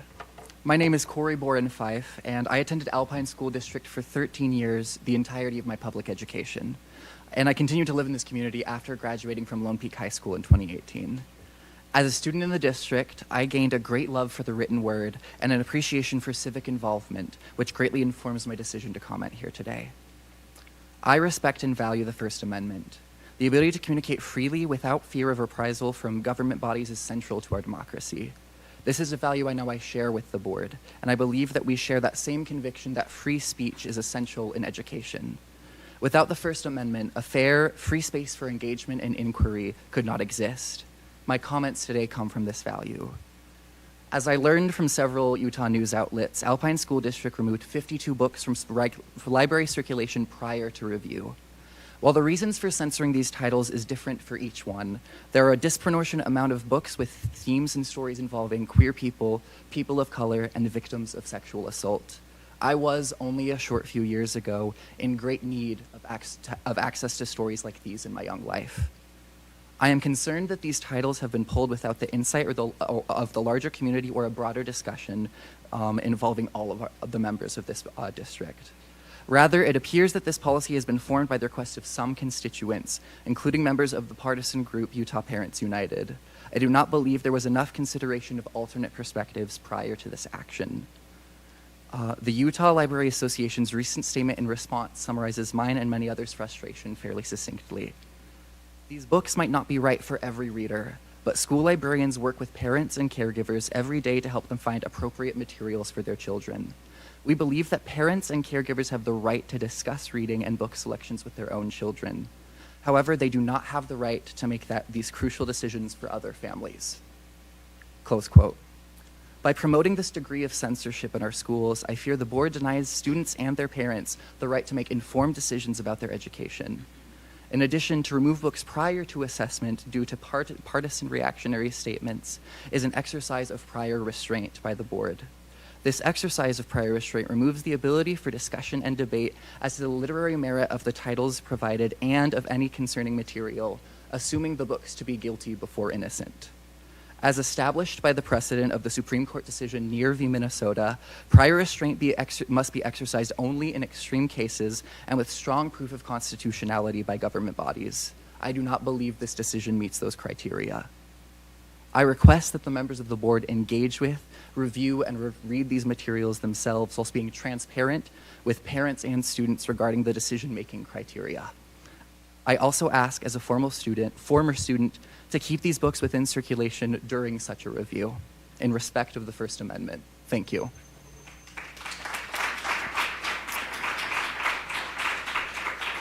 Thank you for your comment. Next, we'll have John Barrick, Julianne Peterson, and Stephanie Grant.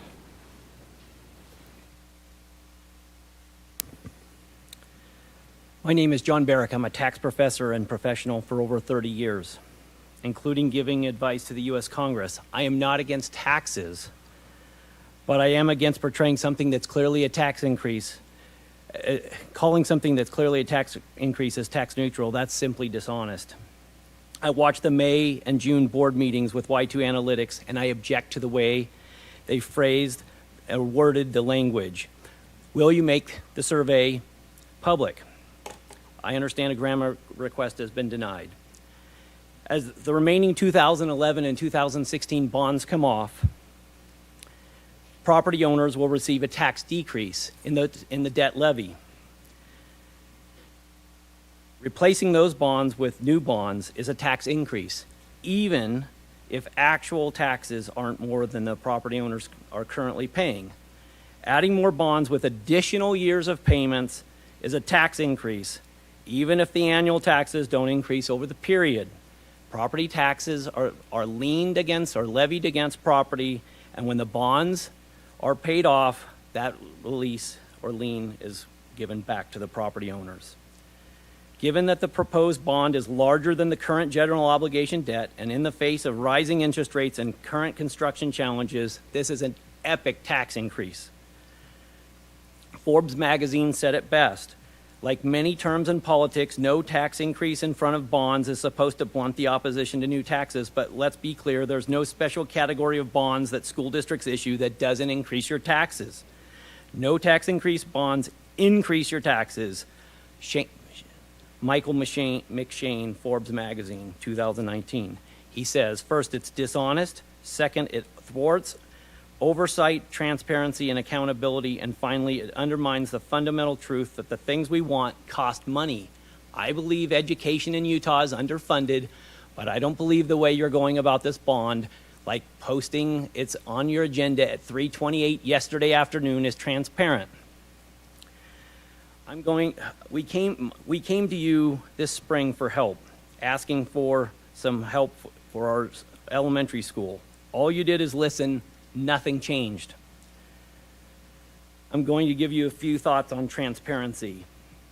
Why is there no credible information for your priority list on your bond? You're a $1 billion entity. Your budget is not transparent. You have not updated the budget, and you've updated at least 3 times, and it still has a May 31st date with version 1 in the title, even though it's been updated 3 times. Your use of lease revenue bonds is not transparent. For the 17th year in a row, you are playing seismic roulette with the children of the Alpine School District, because since 2006, you've known about seismic issues, very poor schools that are unremediated. Stop building palaces on the west side. Thank you for your comments. Jillian Peterson.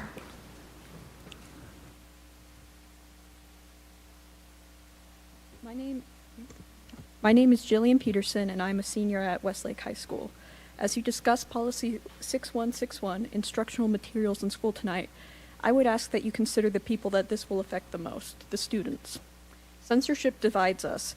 It prevents representation from groups that need it the most and can make kids feel singled out and unwanted by the society they must live in.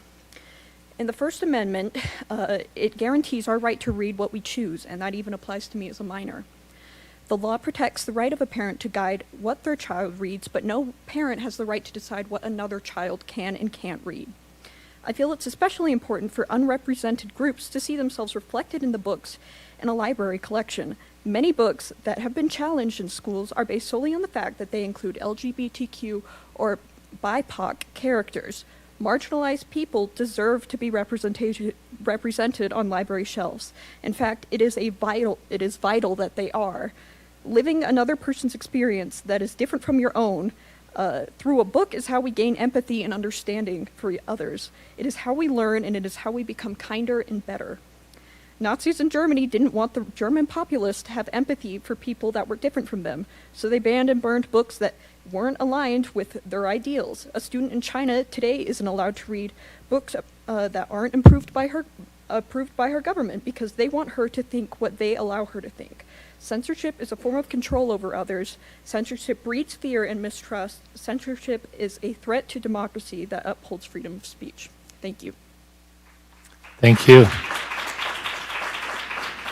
Stephanie Grant.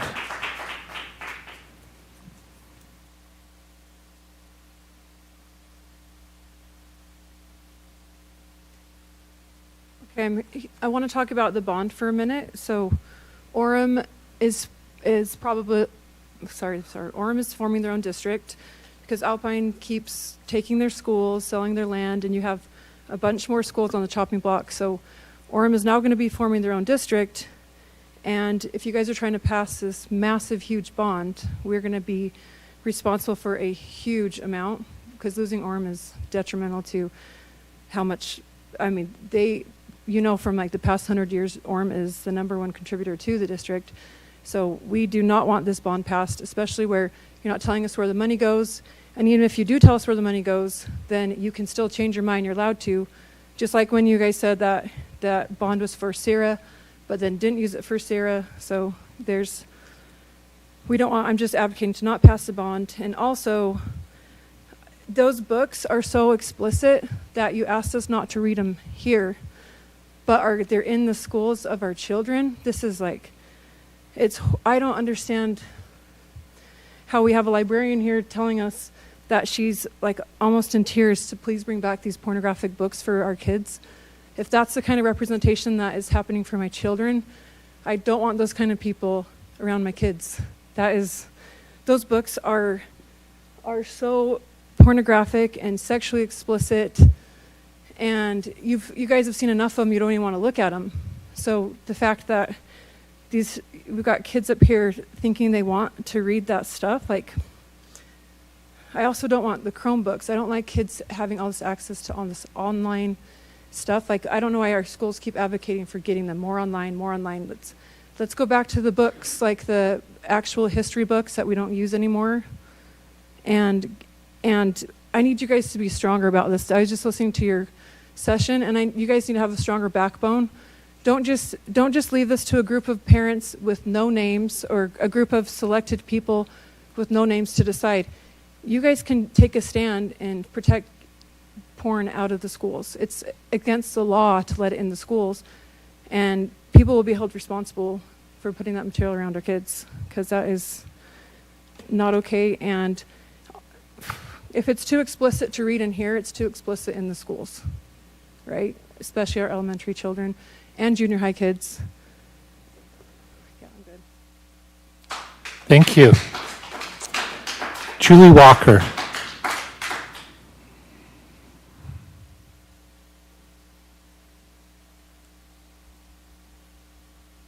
Hello. I am Julie Walker. I hate public speaking. The last time I spoke to the board was in 2016, where I came and humbly asked that Cascade Elementary be placed on the bond for a full rebuild. No more patches, a full rebuild. And you put us on the bond, and you built us a brand new school. And it's beautiful, and the people of Cascade are so appreciative, and so is Boyce Campbell. So the good people of Cascade are very appreciative. But I'm not here to talk about Cascade. I am here as the Orem Council PTA president, where I have been serving for 5 years. I'm an Orem resident, and I am representing 2,200 voting members of PTA in Orem, and that equates to almost 6,000 children. In February, I asked the Orem City Council. We went to the Orem City Council meeting, and I gave a statement saying that we supported them doing a feasibility study, just as we support any city in a district this size to do their due diligence. And I also asked that the Orem City Council invite the PTA to send a member representative from each of our 3 councils in Orem to sit down and look at that feasibility study and ask all of our questions, because the motto of the PTA is all children, one voice, and we wanted to speak for the children.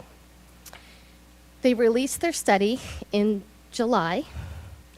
I didn't, and to my knowledge, no PTA member has received a phone call, a text message, an email, a handwritten letter, a postcard, a pigeon message, or the bat signal. So, I'm not here to say the PTA is for or against any kind of a split. I'm here to let you know that they have not consulted with the PTA, the largest advocacy group that speaks for children. Now, when it comes to the bond, there are many capital concerns across the district, and there are many capital concerns, dire concerns in Orem. And we support a bond if that's going to make a safe learning environment for all children. All children. And that's all I needed to say. Thank you. Thank you. Sarah Parson.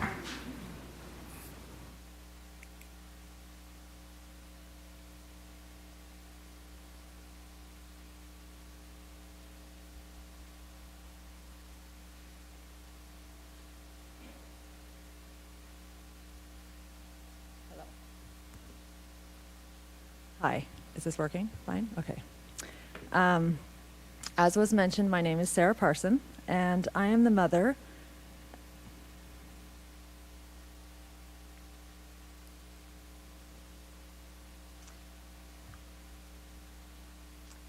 I also hate speaking in public. Anyway, I am the mother of 5 children who attend schools in American Fork.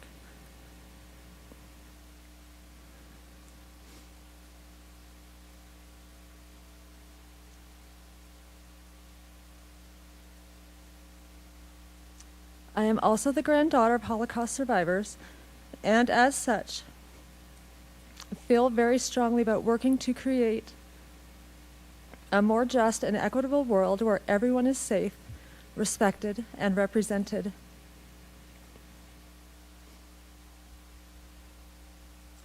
History has shown us the terrible price paid when we other those we see as different. History has shown us the terrible price of bigotry and hatred, of indifference and silence. Coretta Scott King, the wife of Reverend Martin Luther King Jr., said, "I don't believe you can stand for freedom for one group of people and deny it to others." Reverend Martin Luther King Jr. said, "Injustice anywhere is a threat to justice everywhere. We are caught in an inescapable network of mutuality, tied in a single garment of destiny. Whatever affects one directly affects all indirectly." So today I wanted to address the concerns I have also about the removal of the books. I am concerned at the process and how this was done. I am concerned at the motivations and reasonings for acting so hastily before a policy was created or approved. The first speaker, I feel bad I don't know her name, but she did a wonderful job of explaining many of the reasons and concerns that I have. So I'm going to skip those. But I want to focus my comments on a little bit of a more personal nature.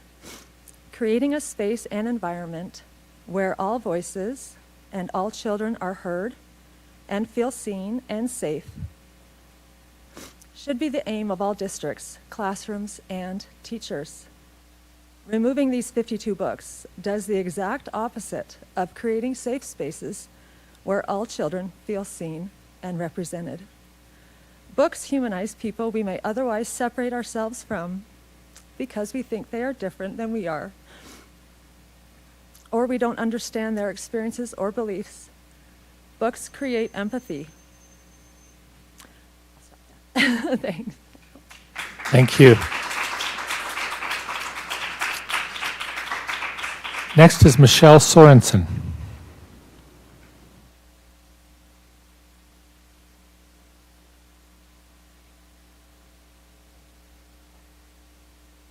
Good evening. I am Michelle Sorensen, and I am an Orem citizen, and I have 5 children, all who have attended, and my last is now a sophomore at Timpanogos High School. I am actively involved in PTA and attended the region training last week. I want to thank Dr. Farnsworth and each of you board members who showed up to lend your support to us as a district PTA. We appreciate having a seat at the table with Alpine School District and a venue to be involved where teachers, administrators, parents work together to set common goals, voice concerns, and work together for the benefit of all. I would like to verbally note that I am in support of putting the 2022 bond on the ballot and will vote in support of this proposition.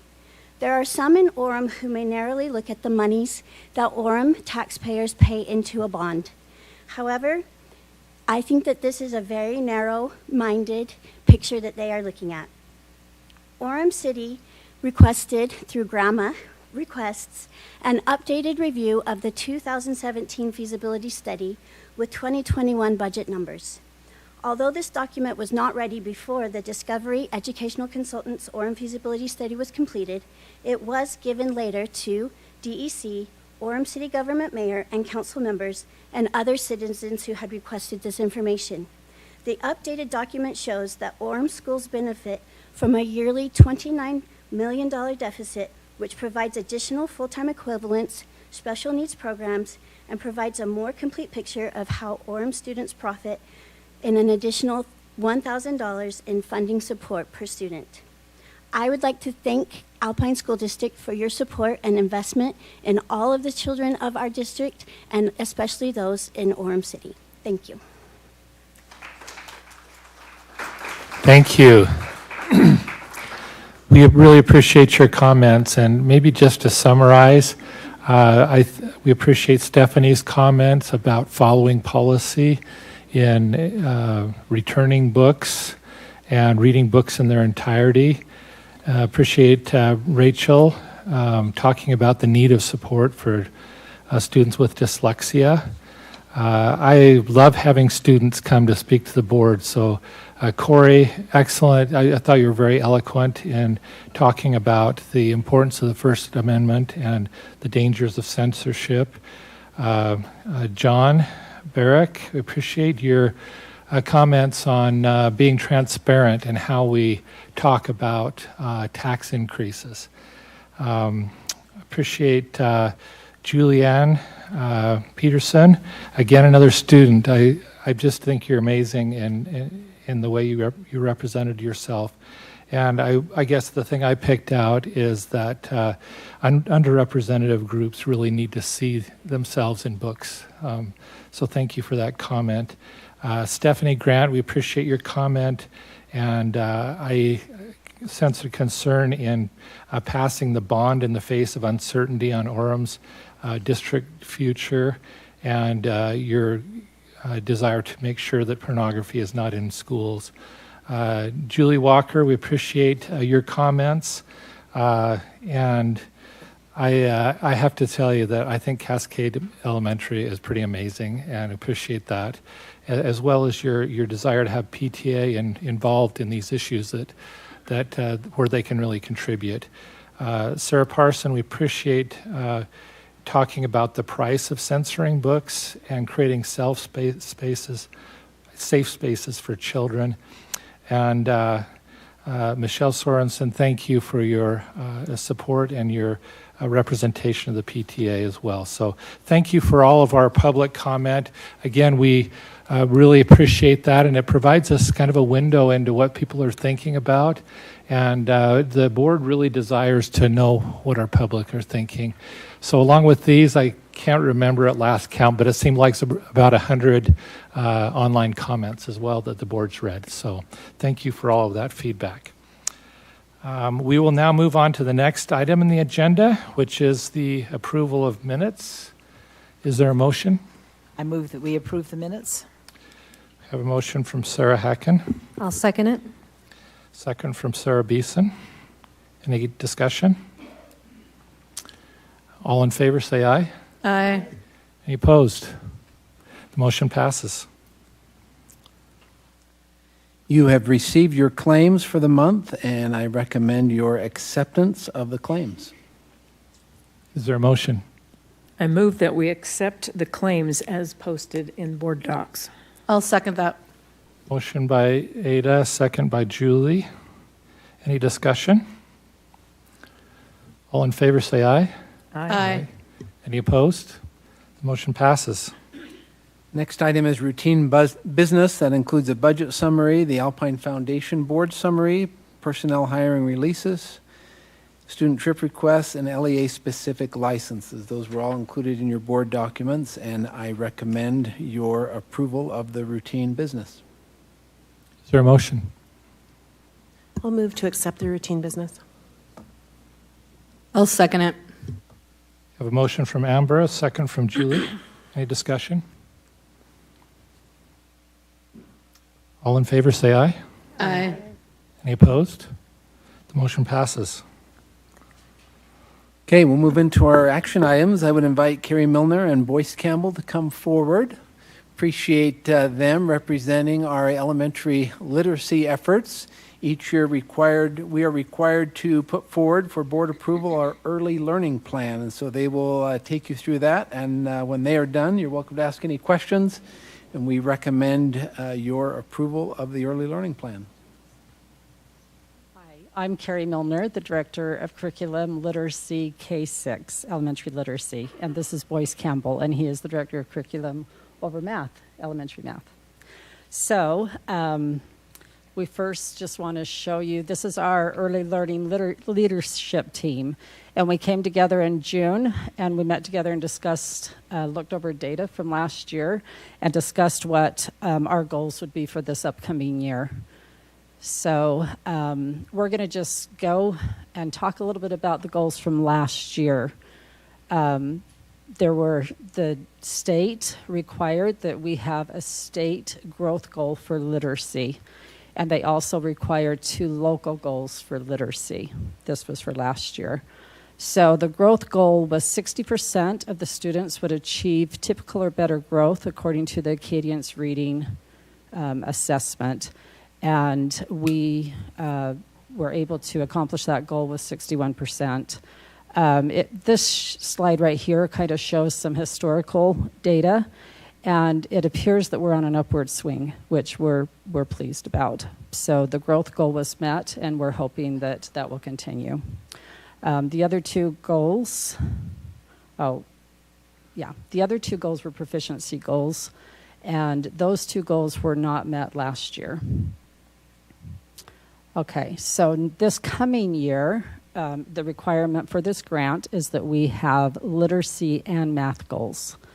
So the state will require that we have 60% or better, typical or better growth in literacy according to the Acadience assessment, 60% typical or better growth according to the math Acadience assessment, which Boyce is going to talk about. It's a new assessment.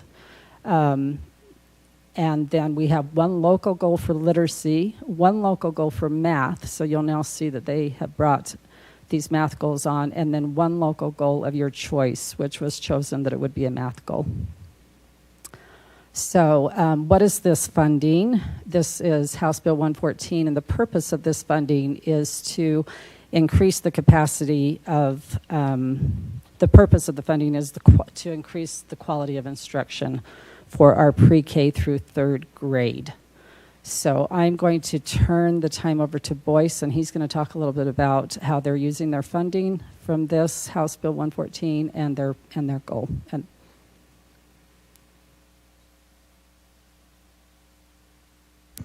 thank you. Hello, good evening. The math goal is new this year because now as a district we're required to give Acadience math for grades 1 through 3. It is a screener, and it's given 3 times a year. And it is the purpose of the screener is to identify at-risk students. But then the state has asked us to make goals on that as well. But it is just based on that Acadience screener. Again, the growth goal that the state has set for us is to have 60% growth.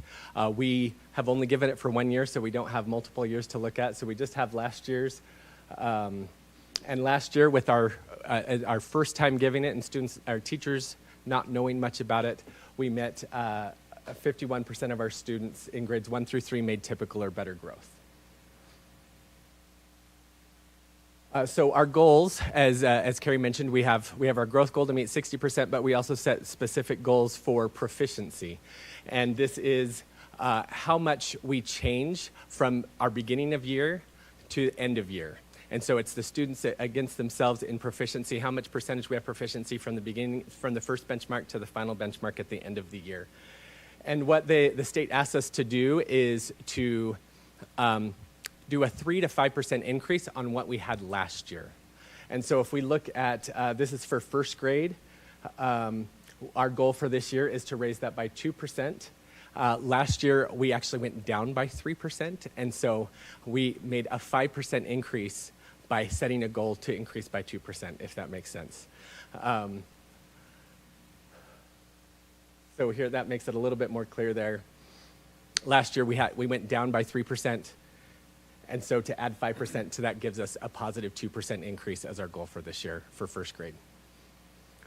And then our second goal is proficiency in third grade.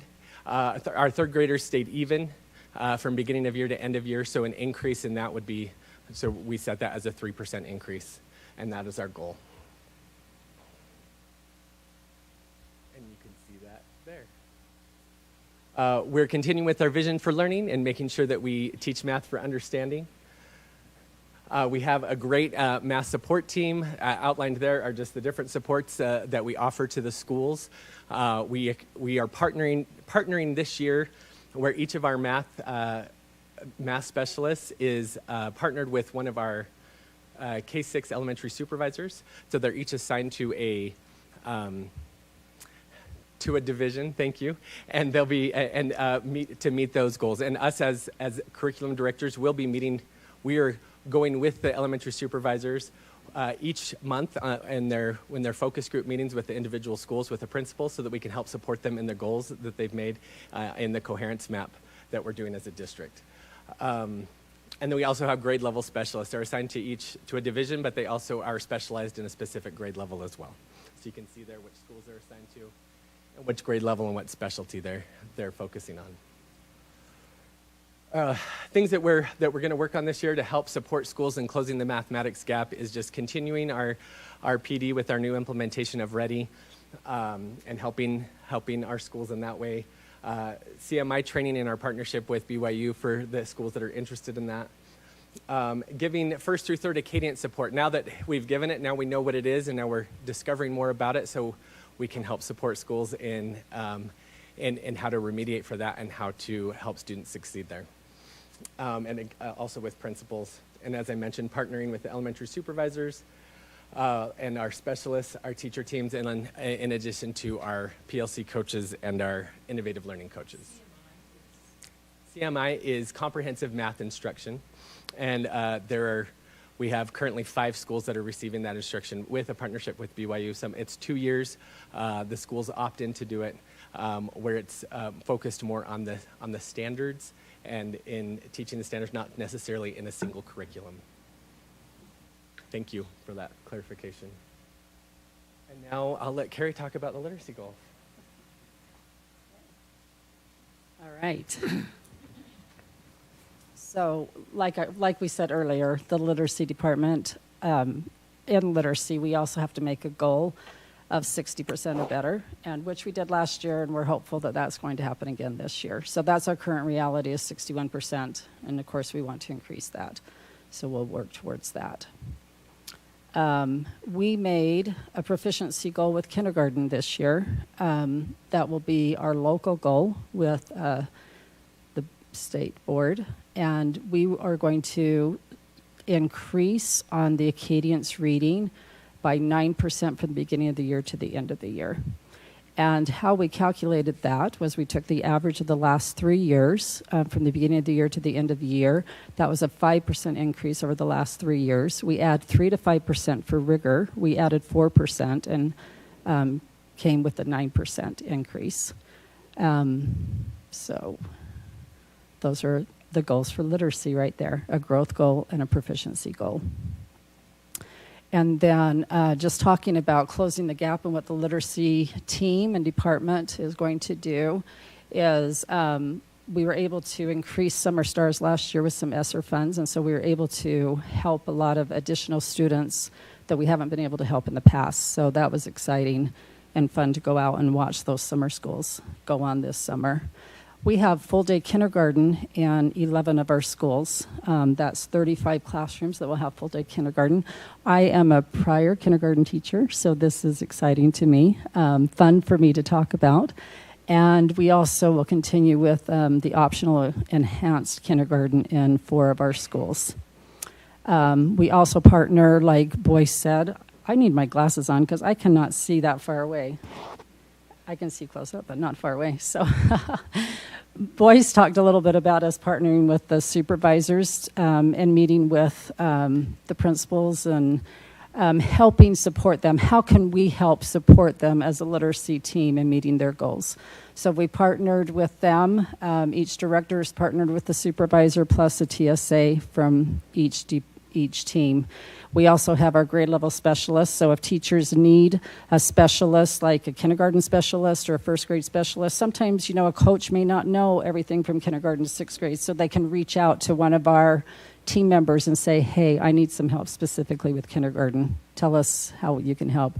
I'm going to talk a little bit more about the kindergarten literacy team,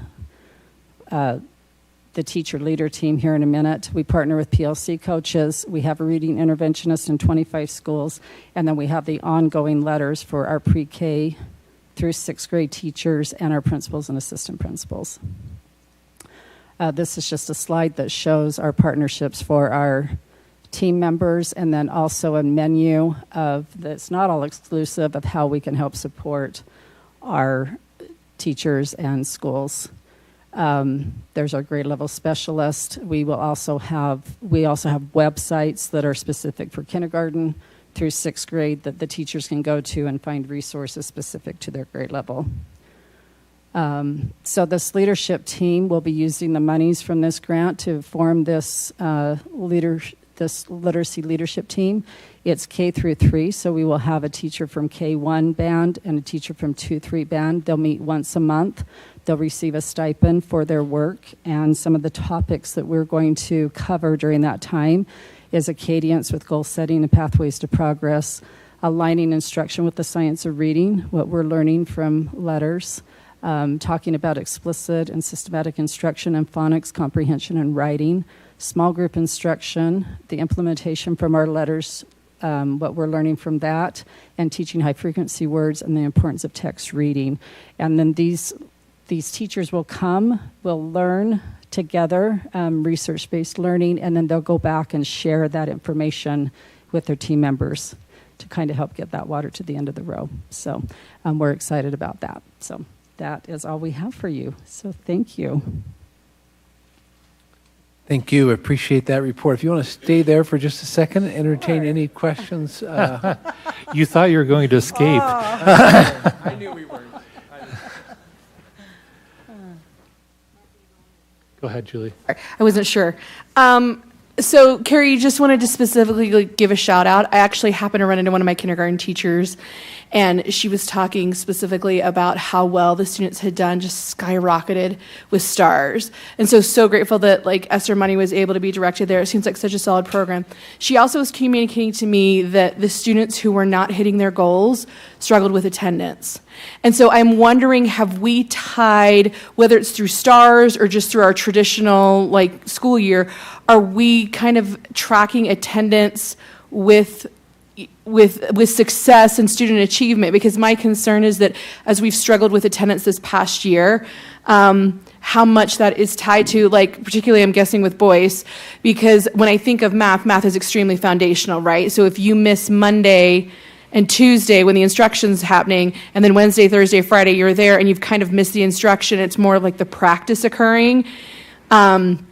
I would imagine that's sometimes hard to kind of catch up. And then for kids who miss consistently, trying to mitigate that is extremely complicated. So and I realize that's probably pure speculation, but do you feel like attendance is attached? Like, for example, with us struggling with the math goals, and are we kind of tracking how attendance is attached to that? Because that feels like that's obviously something not in control of our teachers, but something that maybe we can communicate a little bit clearly with our communities about how essential attendance is. So I'm just curious if you guys have, if you track data or if you have a response as to if you think attendance is impacting that.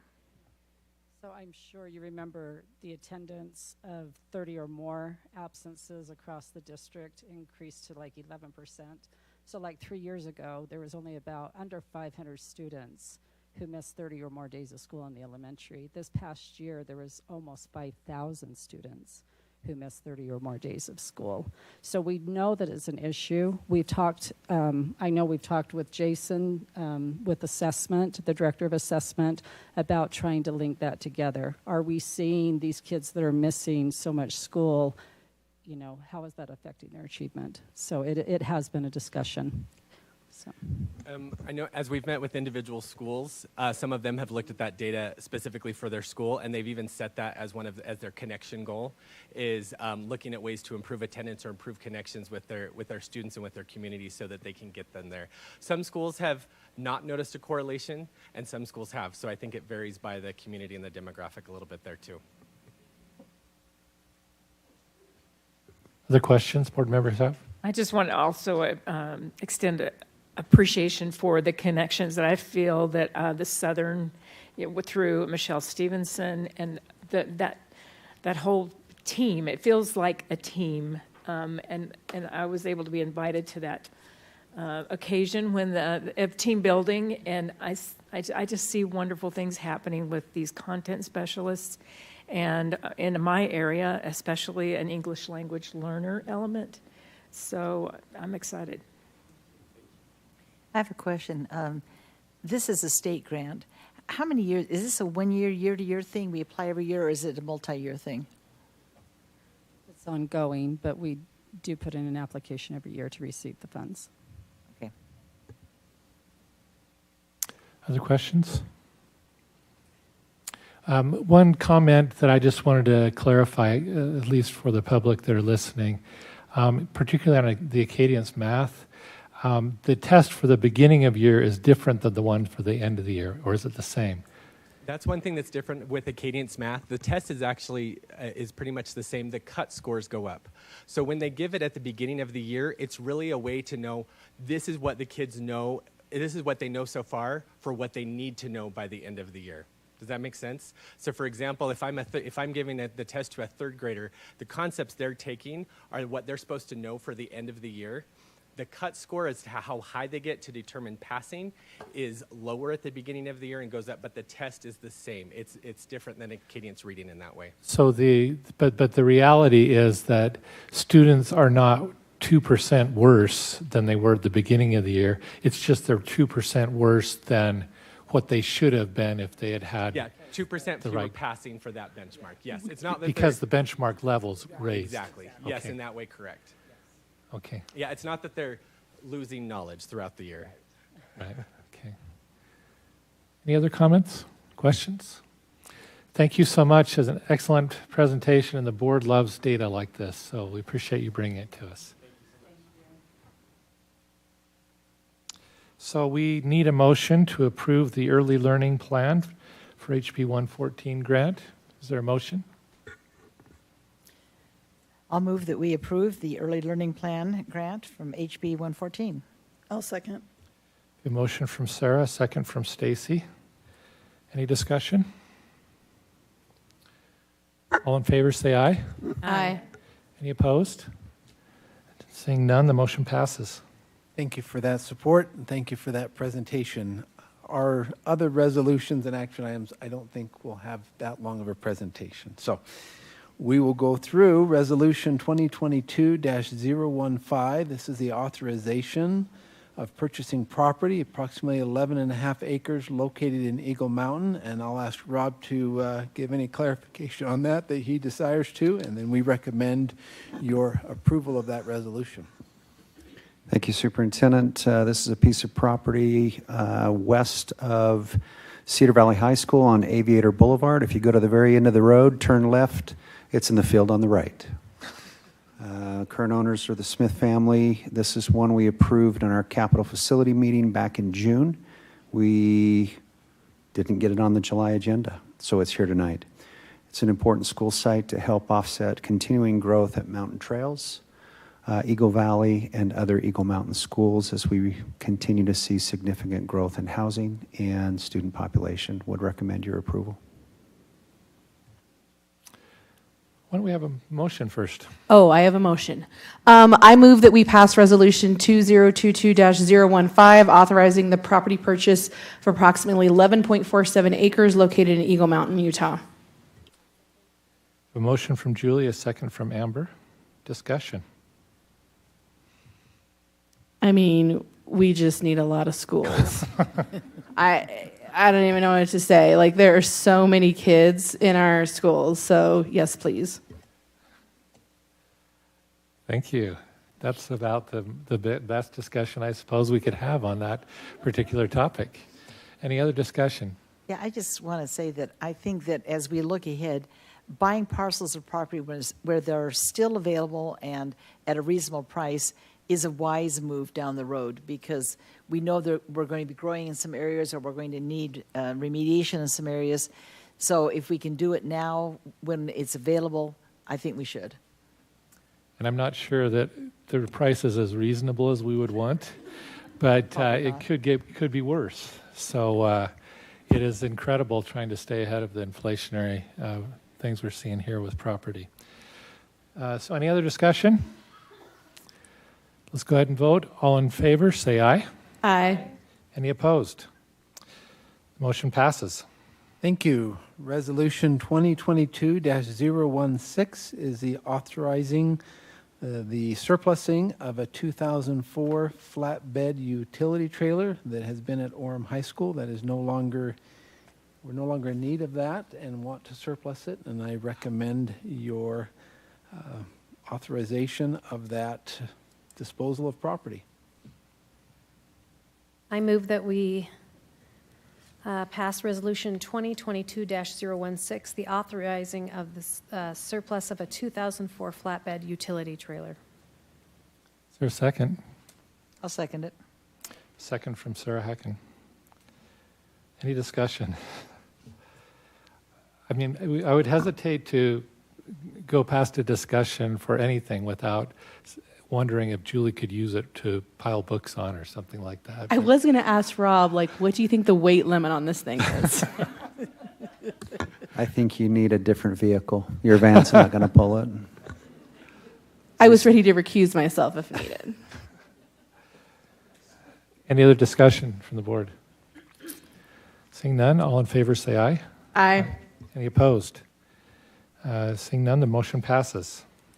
Thank you. We would, Resolution 22-017. This is authorizing the approval of a cell tower lease between an agreement between Alpine School District and Atlas Tower.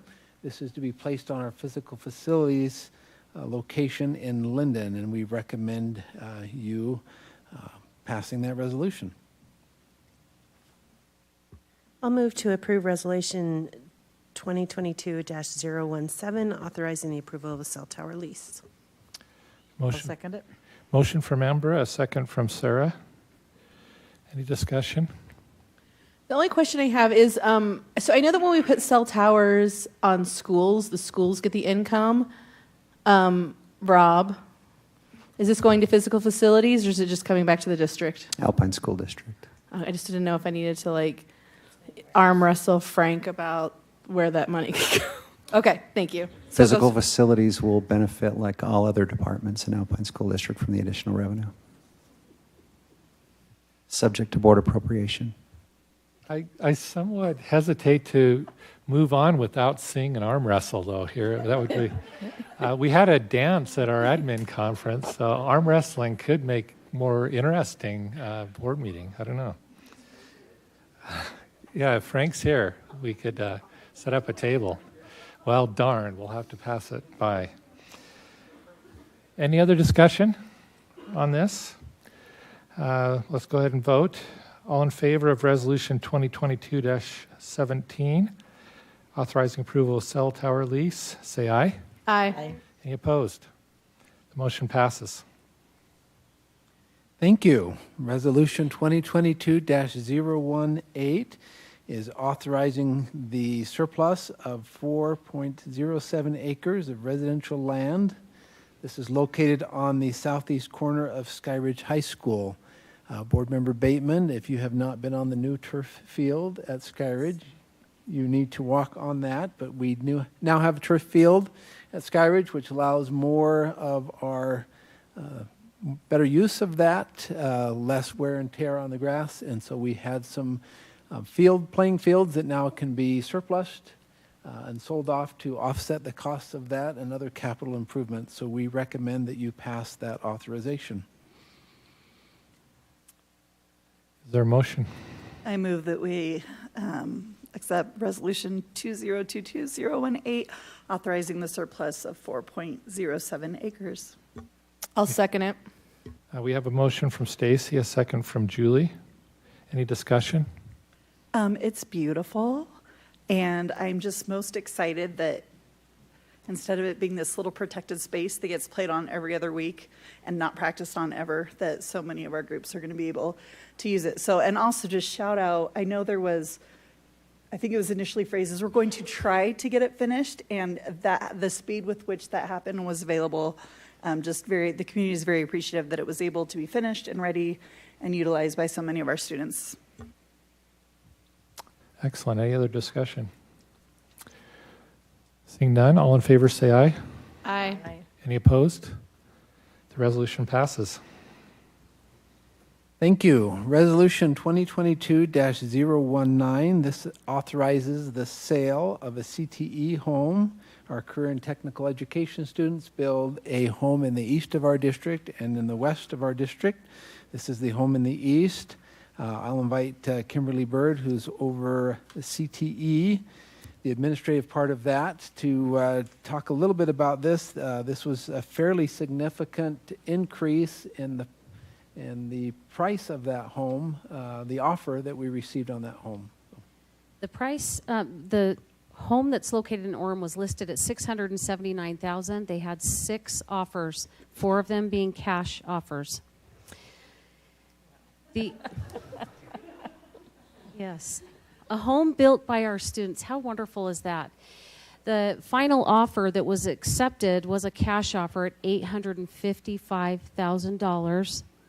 No contingencies, which means therefore no appraisal. It's just incredible. What Michelle and her team hope to be able to do with any of those profits is help secure future property so that our students can continue to carry on with this program. It is so difficult to secure property and to afford property at this time. So it was a great sell, but we desperately need those dollars so that we can secure additional property. Thank you for that report. We recommend you pass that resolution. I'd like to move that we pass Resolution 2022-019, the sale, authorizing the sale of CTE home in Orem, Utah. I'll second it. Motion from Ada, a second from Sarah. Any discussion? Yeah, I just want to say one thing. I went over and looked at that house, and Jim Hathorn gave me a private tour, and we looked at every detail of that house. And it is stunning to see what high school students with a lot of supervision and a lot of training, to see what they did. It is remarkable. That is a solid house. And it's right across the street from Cascade Elementary and down a block. And there's a lot right next door that I think they're also going to be building on. So I am delighted that our students can produce something of this quality and have those skills as they graduate from high school and go out into the job market. What an incredible achievement for these kids. And great buy for the owner. And I think it's amazing the number of students that are involved. It's not just the trades. I mean, we have interior decorator type classes that design how things look, and it's a great achievement for all of those students. And so I was excited. I toured the one in Lehigh and or Saratoga Springs. Sorry, it's close, but the student was even showing me, look down here. You know, here's how you get down and look underneath at the supports, and it's so the students get really excited about this. Sorry. Oh, I just wanted to add that I spoke with Michelle, what's her last name? Price. And she pointed out that that this class that did this, they pull from 5 different high schools. So it's kind of a magnet program, which benefits a large area of our district. And I just want to point that out, that it takes pulling those students from 5 high schools to get a healthy program to build a school, to build a home, sorry. Yeah, a lot of our high schools have got CED programs that are like magnet programs. So, for example, Orem High does cabinetry and woodwork, and so they did a lot of the cabinets in that, whereas Mountain View has a decent little auto body shop. And Timpanogos does a lot with robotics and computer things. So our CTE programs tend to specialize, so they do come together to create something like this. Any other discussion? Seeing none, all in favor say aye. Aye. Any opposed? The motion passes. Thank you. Resolution 2022-020. This is the authorizing of a bond election for November 8th, 2022. I think, Mark, you need to have a role in that, but I have asked Kimberly to remind the board of the findings of Y2 Analytics and give an update on kind of that 5 to 10 year capital plan. And then Rob, I know we have a bond counsel here, appreciate them being in attendance, and turn a little bit of time over to you to talk about taxes and how they would be affected by this. Our recommendation is the board move forward and pass this resolution and put general obligation bond on the November 8th, 2022 ballot. So you have received some handouts that I know some of you are getting. So Kimberly, thank you for your time and preparation and sharing this information with the board. You're welcome. It's been over a month since we last met and discussed the information from Y2 Analytics. But I want to go back and talk about 2 findings. First, the study that we shared and prepared with the work of our capital team, what our 5 to 10 year plan was. And that's this one right here that you guys have in your documents. That 5 to 10 year plan outlined where do we have significant growth needs for new construction, where are the needs for the regeneration of communities or seismic issues or renovation. We had items that were listed and prioritized there. We had also property acquisition that was noted, and where is that needed based on enrollment. And then finally we had our safety and security that we're continuing to do. We focused on that in 2016, and we want to continue to focus there. So we laid out a 5 to 10 year plan, and we discussed what if we were to look at the areas of growth and renovation, rebuilds, addressing some of those seismic needs, the age of facilities. 2 of our last final high schools are 1959 facilities. We discussed that quite a bit. property, and then safety. So as we shared that with you, we also shared it with the third-party company who we hired to seek information from the public. First through focus groups and then through a survey. What we did is we took the information from our 5 to 10 year capital plan to put some ideas out there just to get some feedback. So as was noted in an earlier presentation, a high school is needed, a middle school, several elementaries on that growth lens. And then the idea of our 2 oldest high schools, whether it's PG, AF, we wanted to see what the community's response would be for those, and then also some aging facilities that we've got in pockets of the district, whether it's in the Orem area, the Linden area, the Lehigh area, even Alpine has an aging facility. We looked at some of those. And then finally, security, safety and security.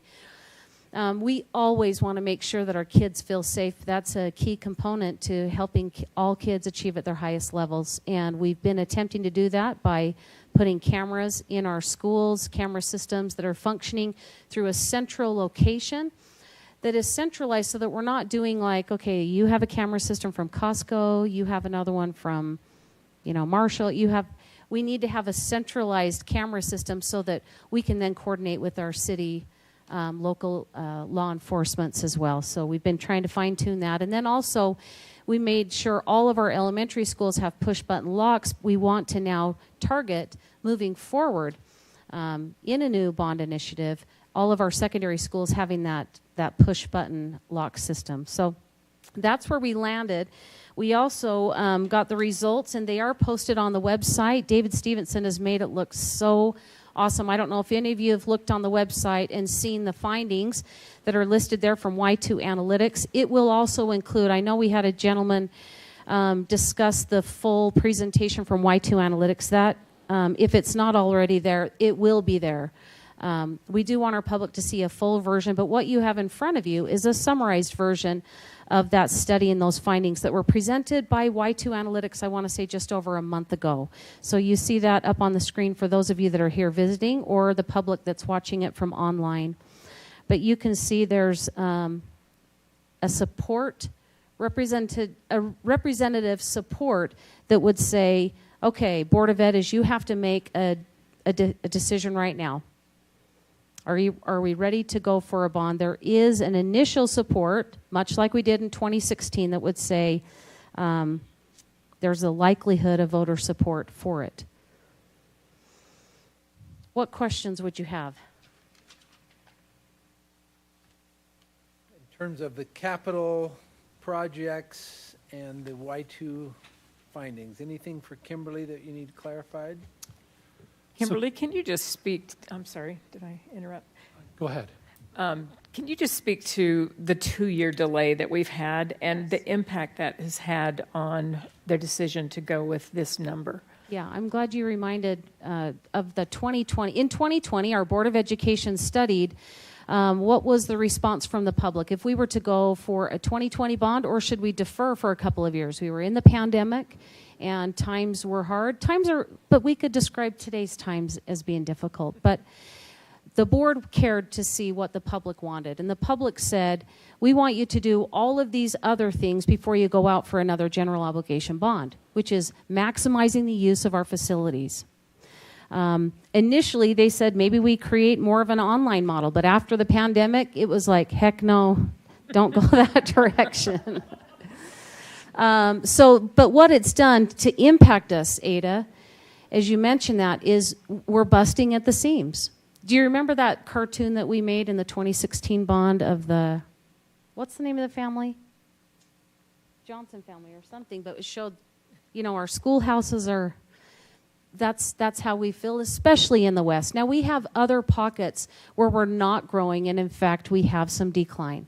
But we're watching those closely. We partner with Rob's team that studies enrollments, financial options. So we are making sure we're not only focusing on the growth, but we also are looking to keep equitable health across the district. That's important to us. It always has to the Board of Education's for Alpine School District. I think that Superintendent shared some information with you based on the 2006 Reevely study. And it was a document that showed all of the work that's been done since the 2006. It was a page and a half document. And if I could just like summarize everything in the right-hand column: rebuilt, rebuilt, rebuilt, rebuilt, rebuilt, rebuilt, rebuilt. That's the seismic earthquake Seismic. study that was referenced earlier. The Reevely that was mentioned, that was done in Alpine 2006. So our recommendation from staff is to recommend going for a $595 million bond on, and let our voters weigh in November. And could you just briefly give us an overview of the timeline? You know what I mean? So again, here we are. We've not specifically indicated bond projects because we don't know if we want to do a bond. So when does that become more firm and that kind of thing? Okay, so between September and October, and we'll do some towards the end of the month, we'll meet again as a capital team to finalize some of those projects, and then we will take information out to our public. So much like we do with our any other like listening tour, we'll do a capital campaign information tour that will go to all 93 schools, but also to areas in the public that the voters who may not have children attending Alpine School District. It's important for us to help provide them information about the why, the how, and how it will impact taxes. The clarification from Y2 Analytics was we were speaking specifically with a tax rate, not your taxes that you receive from the county. So there will be some clarification and information that we would like to present that will help people understand what do we mean by the tax rate and the layering of the bonds that we typically do to keep that tax rate steady for our taxpayers so that they don't see peaks and valleys, you know, along the way. We try to keep things consistent so that we don't have great climbs or, I mean, all of us want a great drop though, but it is Can to I keep just things consistent. clarify that I think that during that presentation there was a little bit of misspeak, but I remember that I was participating remotely and I specifically asked the question, we're talking about the tax rate and not the actual tax amount. You And did. she confirmed that Yeah. very clearly, and I just want there to be no mistake. We're not trying to be deceptive in presenting the numbers here. Yeah, she incorrectly said it once. You corrected her, and she said, "Oh yes," and she re-clarified. That's true. And Rob So will the list- clarify a little bit more Yeah. on the financing of that. Yeah, we'll get out to the public September and October, provide what they need, and then we'll also gather information that will go to our voters. There's the what do you call it? The ballot information that we're required, the voter information pamphlet that we're required to send to all of our registered voters. Oh, I'm losing my words. Okay. So basically, if the board approves that tonight, we start gathering information, putting that together, work on a schedule to get that out to our schools and our communities to provide information with respect to what projects would be considered and other important information. Yeah, we learned a lot from the 2016 bond. Remember when we went to the level of specificity that we did all the way through the fourth phase, it caused us some hardship. So we want to look at how we address our needs, but also when we think, what are we, specifying is going to happen when. We have to be careful. We see inflation happening. We see prices changing, construction costs. We'll just be very careful and thoughtful on that before we go out with the information. Thank you, Kimberly. Any more questions for Kimberly with respect to capital projects or timeline? Just to piggyback off what Kimberly said is just maybe Rob articulating to our public later when we have kind of an information tour and we're going out is maybe explaining to our patrons the legal issue, or are we legally bound if we go out for a bond and we're not able to finish some of those projects or all of those projects because of inflation, just like you had mentioned, or an economic issue. I know Tooele went through something similar, but what would that look like for Alpine? So thank you, Board Member Beeson. Many government entities have run into trouble as they have estimated cost and not built in significant inflationary numbers. So the longer your bond goes out, the more susceptible you are to price risk and interest rate risk.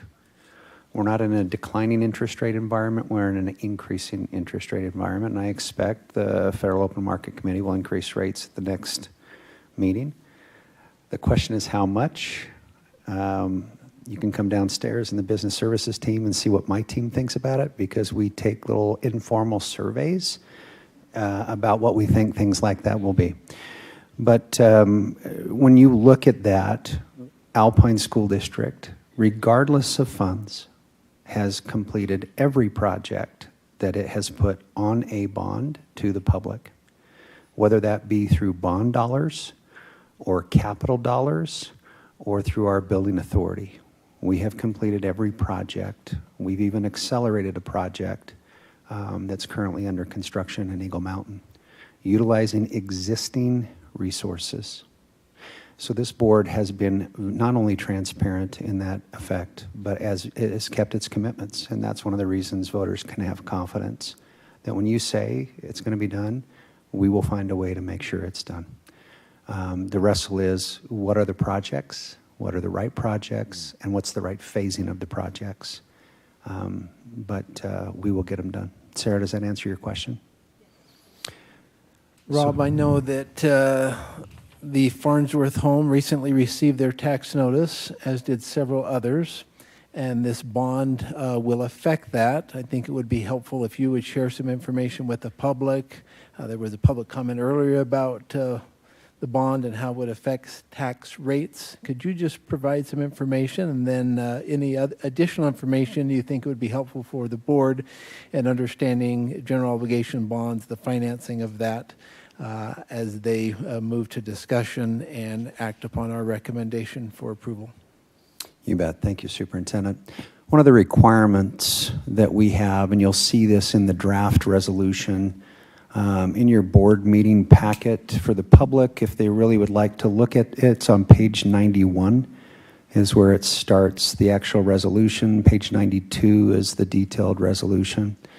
And if you go to, I'm going to have David pull up a slide I just sent to him here in just a minute, but we're required to tell the public not only what the total amount is and what the maturity is, but what the estimated impact. You'll find that on page 94, not filled out, because we were still updating those calculations. Interest rates are changing, amounts are changing, but we've ran an updated model. That's what you see here on the screen. So members at home, you can see this as well. And again, there was a comment earlier about a new bond, just like a new mortgage that you would take, or a new RV that you would go into debt for. There is an interest cost, there is a payment or amortization schedule, and there's an estimated impact. This is what that looks like for a $595 million bond if the bonds were issued in 4 phases, $150 million in the first phase, $125 million, you'll see that in blue up above, $125 million in the second phase, $170 million in the third phase, and $150 million in the fourth phase. The total of those 4 is $595. What you see in the blue section right below that is if the voters said, yes, we will use some of our dollars. Here is what that amortization schedule looks like. Alpine School District is one of very few government entities that have a rapid repayment schedule. And I'll liken it to, again, a mortgage. It's what I can relate to, and I think many members of the public can relate to. I have a mortgage on my house. I have a 30-year mortgage. Many of you may have chosen to have a 15-year mortgage. Alpine School District's mortgage is closer to a 15-year mortgage. And the reason we do that is we pay less interest. It's a higher payment, but there's less interest cost. And why would we do that? Because we're a growing district. So it makes sense to pay a little more principal because there might be additional capital needs. Okay, so 15-year mortgage. Ours on average is 17 years. So that's what you see in the blue section. And then if you look at that and say, if this bond election stood alone, this is a requirement, we must be transparent with our taxpayers as required by law. If this bond stood alone, what would the impact be? So I like looking at graphs. I also like looking at Excel. It's one of the reasons I've got these now, even though I'm still fairly young. David, if you'll scroll down just a little bit, the graph shows it. If this bond stood alone, that's what the debt service or the schedule looks like, right there in the middle. There's nothing hidden. There's nothing that we would not disclose fully to our taxpayers. The actual amount of that, one of the things that's interesting here, scroll to the right just a little bit in that calculation assumptions. Perfect. Thank you. When we went for a bond in 2016, the fair market value of the average home was $275,000. What's happened? In 6 years, that amount has nearly doubled. If you look at the mean, and this is close to the median, so for you stats folks, median and mean, this is the median. It's actually $499,800. I didn't want to put $499,800 in there, so I rounded it to $500,000. The average is $554,400. Very different than what it was 6 years ago. Again, the assumptions here are always critical. 17-year, again, close to a 15-year amortization. 4% borrowing rate. Currently, and again, I got the Stiefel market update this last week. It said the 30-year was 2.91%. So current interest rates for a AAA rated entity like Alpine. Alpine is one of very few in Utah that have AAA bond ratings, which is the highest credit score, the perfect credit score that a government agency can have from both Moody's and Fitch. So we borrow at very good rates. So currently it's 2.91. I expect the FOMC to increase that at their next meeting. 50 basis points is my guess, maybe 75. But again, in my office, we're debating that right now, and we'll see who wins the debate. Even at 50 basis points, we're at 3.4%. We've estimated 4. If that holds true and those assumptions hold true and we issue bonds the way that it says, the estimated impact for these bonds on the average home is $210.21 per year, or about $18 a month.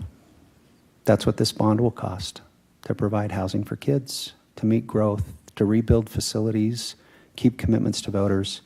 On a business, the impact of this bond will be $382.20. The difference between the two, primary residents receive a 45% exemption in the state of Utah to encourage home ownership.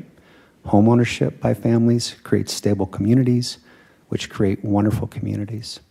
Businesses don't receive that exemption. So that's the two numbers. Rob, it's important, I think, that all of these figures are if the bond stood alone. Correct. Not considering other obligations. Superintendent, thank you. He is amazing. This is the great transition to the next slide. So this is if the bond stood alone. I'm so grateful to work with such an amazing human being. David, go to the second page. This is the impact. Keep right there. Perfect. Now again, if you like to look at Excel spreadsheets, I like to look at Excel spreadsheets, but I'm going to go to the graph in the center at the bottom. David, if you can kind of scroll in on that. What this shows is the debt service with a new potential bond layered. Because of the way we structure it, we create holes. And if you'll make that just a little bit bigger, David, you can see the gray is the existing bonds that we have outstanding. So if we layer those new bonds in holes that we've created because of the way we've structured our bonds, you can see we keep the relative debt service payment flat in the first 7 years. As long as we stay under the trend line, which assumes a pretty conservative growth of 3%. Our tax value growth last year was 35.4%. So that assumes a 3% trend line in year 4 through the end of the term.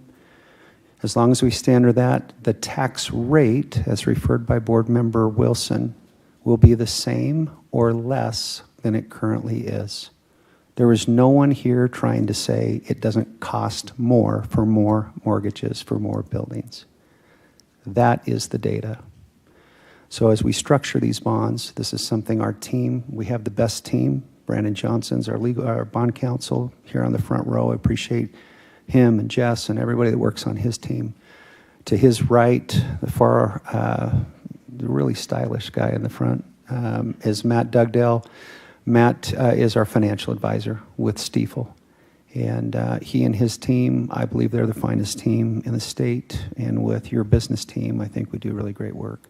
But this is what it looks like when you consider the current bonds outstanding, how we would layer that in over 4 years. Again, the colors here on the chart, they correlate with the colors up above. This chart will be put on our website so the public can see it, review it, analyze it, ask questions about it. But that is how structuring bonds in Alpine School District work, so that the tax rate stays the same or less than what it currently is. One more thing I'd like to address and see if David will help me. He's amazing. Would you go to the Business Services webpage? I want to point out 2 things. Other than the really bad picture of the business administrator, I apologize for that. Can't fix that. I really would like to. But this is my team. They're not here tonight, but they're some of the finest human beings and public finance officials in Utah. On the left-hand side, in the very top, says District Annual Budget. David, if you'll click on that, this is available to the public. If you'll scroll down to the 3rd page. One more. Thank you. Right there. I'd like to point out that this document, which has been on the website for I don't know how long, I'd have to go back and look and see the date it was posted. This is version 2.5, so there's been multiple revisions, and it's dated 6/21/2022. Anybody can pull this up. This is the current version of the budget. David, if you'll go back, just hit the back arrow, go back to the page. One of the areas that's really helpful for the public, you can look at our financial reports, they have auditor statement. I'm not going to have David click on that. The 3rd one is popular annual financial report. Don't need to click on that. If you want to know finance in Utah 101, that is the best document. It's about 26 pages. Doesn't have all the legal gobbledygook, the required auditor statements, so forth and so on. Our team did that for the first year. That was recognized by external sources as a report of excellence. I would encourage the public to look at that. It's a great document. It really tells you how your tax dollars are being used for your kids. The last thing, David, click on historical reports. If you want to see information about anything going on, the district restructuring study, if you want to look at the far one on the right, elementary count with class size. If you want to see, this is just shared with our finance committee today. One of the things as we reviewed publications, there's a vetting process and a peer review. We review that with the board before we put it online. David, if you'll click on that folder, you want to see class sizes by school, by grade, and Alpine's, click on the PDF in the middle. If you like Excel spreadsheets, it's also there. This is data rich, but if you want to see class sizes from last year and just kind of make it a little bit bigger, it's tiny data. Again, one of the reasons that I have now glasses is looking at charts like this. Try to scroll in just a little bit so you can see the schools. On the far left, you have the schools in Alpine School District. The next column you have is the type of school. Then you have whether they're Title I, whether they're not, what the average tenure of the teachers are at this school, and then all of the data. In the center section is how many sections per grade level, and on the far right is the actual class sizes. This board has been aggressive in class size, and this is where you would go to look at. Those in green mean that we're below class size funding ratios by 15%. Those in red are class sizes at that particular school greater than the funding ratio at 15%. Again, this is all available for the public. So once we vet it and review it with the board, then we put it out here for you. Okay, so please get out here. There's a ton of data. If we can help, we're happy to. I know I went on a little Jerry walk there, but I wanted to share some great things that the team's been doing for years to try to be transparent and engaging with their public. So with all of that, again, taxes for this bond, you can see the layering, no tax rate increase, but the actual tax, if this bond stood alone, $210.21 on a $500,000 home, which is close to our median. subject to your questions, happy to help. Thank you, Rob. Discussion. Maybe when you're, sorry, yeah, about the a numbers bond. get Rob really excited. The rest of the people are kind of nodding off. Sorry, Rob, I didn't mean to say that. I was just trying to put in a pitch for pictures, because when I see pictures, I'm all over it. I'm just saying. We've had this little joke for years. I do have to say thank you for sharing my very favorite spreadsheet tonight. I love that spreadsheet. That's my very favorite one. Yes. And by the way, we get lots of questions about class size. I do as a board member, and this will be great to help answer those questions. Can I just say something to the public? Before I became a board member and the district would go out for bonds for, in this case, over $500 million, I thought, what in the world are they thinking? We can't afford this. This is too much money. And I thought they must be building, palaces for students or something. And it's kind of fascinating. I wish we could tell the public how many projects we turn down that are not on the bond that really need to be done. It's like more than this amount. And so really this is very conservative in terms of what we're trying to do in terms of making safe and equitable facilities for students. So now when I look at it, I've been on the board for a few years. It still seems like an awful lot of money. I think there's a few board members that every time we bring up that number, they're about to faint. But they also realize the needs are very great. And if we don't pass this bond, if we don't get it on the ballot and make this work, I have no idea how we could deal with even next year in terms of the students that we have. Probably double sessions or something we would have to do. And anything like that, if you want to see people mad, double sessions are not very popular. We've tried that before. So any other comments or discussion you want to have on this? Yes.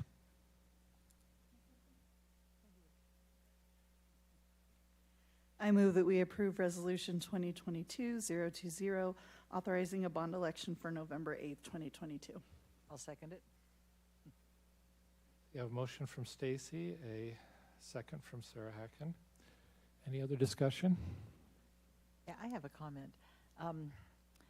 It is painful to go out for a bond of this size, knowing what we could have got 6 or 8 years ago with this kind of money. Does that make sense? Looking at the inflation rate. So, for example, Rob, help me get this right. The last bid we got for a school, which was a month ago or so, was an elementary school, was $28 million. But 5 or 6 years ago, that same school would have been about 16 or 18 million. Did I get that right? Is that very close?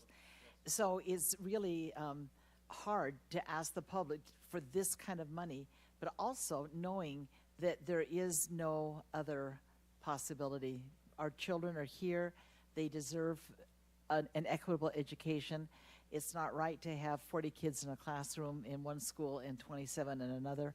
It's extremely important that we look at the whole picture and that we take care of aging buildings, seismic buildings, growth, roofs, everything, new land. There's a lot that needs to be considered. And we all wish, I think, that the bond was less. But the reality is we're working with the environment we're working with, and we have to do the very best we can. And if we delay it, it could be even more. So I think that it is a prudent use of taxpayer dollars to move when we can and to do as much as we can as quickly as we can. Other comments? Yeah, I'd like to make a couple of observations. First of all, we're having a very critical discussion in the city of Orem. And this is a very important part of that discussion because this is a sizable bond. And frankly, Orem is not likely to see the bulk of this bond. However, in the proposed plan for Orem City as an independent entity, the proposed plan had a $25 million bond. And I know, just because of the experience we've had, that $25 million does not go very far in fixing the seismic issues. It will not even build one school. And I just feel like Orem is not prepared to take on the needs that are existing in our city on its own, and they would truly be on its own. I feel better making this commitment with 14 sister cities who are all equally committed to supporting Orem operationally and to meeting some of the needs that are there seismically. And I feel sure that some of those needs will be met. The second observation I wanted to make, and I think sometimes we really want the people who are benefiting from the new school to pay for the new school. And that's not how bonds work, but it is how impact fees work. So if you want to lobby your legislator for the right to charge impact fees, that would make a more equitable funding of schools where they exist. Go ahead, Amber. So I'm in the, I guess, enviable position of being in an area that doesn't need a lot. And our area, my area, kind of went through its boom in like the late 90s, early 2000s, built a ton of schools, and now is holding pretty steady. Like our schools are doing pretty well. Nobody's super low, nobody's super high. And that makes going for a bond, especially a really big bond, kind of a hard sell sometimes in your area. But I know that my children and my community have benefited from the other cities and the other communities in Alpine School District. And for their willingness to build Lone Peak High School, which has been very full of students now for 25 years, and to build my children's elementary school was built the year before Lone Peak. The next elementary school over was only built, I think, like just 4 or 5 years later. So, I mean, we had a whole bunch of schools built at once, and that's kind of what the West is going through now. And I'm grateful for that. I'm grateful for those communities that were willing to look at what my children needed. And I think it's hard. I sit on the Capital Committee, and it's difficult because the list of needs is very long. And we have needs from schools that are bursting at the seams and just need a new school built to schools that are small and are old and their utility infrastructure isn't great for all these Chromebooks, or they need an auditorium that will actually maybe fit a third of their students instead of only a quarter or something. And it's frustrating to me that this large of a bond is really not going to go that far, especially when you start talking about rebuilds. Rebuilds are very expensive, especially when you start talking about we need a high school.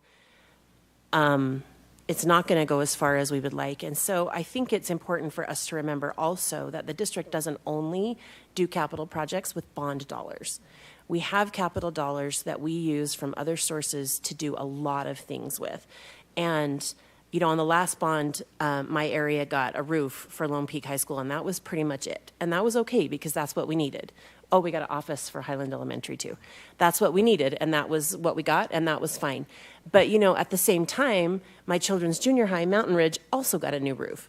Well, that didn't come from bond dollars. It came from other district dollars. And we have built entire schools from other district dollars. And we have met needs, seismic needs from other district dollars. And so I think as a community, we have to look at what all the children of our community need, and we have to be willing to say, this bond may not address something in my immediate neighborhood, but that's okay, because when I have a need, the district's going to make sure my school gets what it needs. And we're going to do that. We're going to make sure these schools get what they need. So I hope that as a community, we can look at that together. And I think also, it's funny to me sometimes when people say they don't want to pay for schools in the West, because are there people that don't know people in the West? Because my family lives all over this valley. And I know kids, and I have kids that I care about in all of those cities, and I want them all to be successful. So for me, it's a support on that. Other discussion? So I have the privilege of sitting on the finance committee as well as the capital planning committee. So I look at dollars and I also look at needs. And it's not something that I ever take lightly, especially when it comes to tax dollars and the impact that it's going to have on our families. I also represent an area that has phenomenal growth. I remember I took a couple of the Orem board members to one of my schools, and we were just chatting with principals about, you know, the challenges they were facing. Many of my elementary schools are over 1,200, over 1,100. It's very common on the West for there to be over 1,000 kids in a school. And I remember one of the Orem board members asking, what's your optimal number for students? And the response was 900 would be a dream. And I think there were some jaws that hit the floor a little bit because I don't think that number is the norm in other school areas. But the reality is we are putting in satellites. We are putting in portables. We are doing all the things that we can do. We've done boundary changes. People really don't like the online school option. We've done everything that we can do, and the reality is we have a lot of students. We have one project specifically in Saratoga Springs that is fascinating because they build the walls off-site and then basically bring in the walls with a crane and set them in, and it's like they build a Lego house in a couple of days. And so even while I live in Saratoga Springs, I'll be driving down Redwood and be like, I think 15 houses just went up yesterday. Like it's kind of disconcerting how fast it goes. And just to give you an idea, that development is approved for 1,900 homes. 1,280 of them are not in process yet. We have 1,500 active residential building permits in Saratoga Springs. Like, when we talk about how we're running out of options, that's the reality. We are running out of options. We are doing everything we can to stretch dollars, to be intentional with dollars, because we are very well aware that the decisions that we make as a board impact homes. They impact family budgets. And with inflation occurring the way it is, that's especially painful. So I don't think any of us take this decision lightly at all. We are very intentional about it. But the needs of the district, and I'm just talking about my area, that we're not talking about all of the areas where we're talking about rebuilds and seismic issue and safety issues and growth and other dynamics. It's a lot.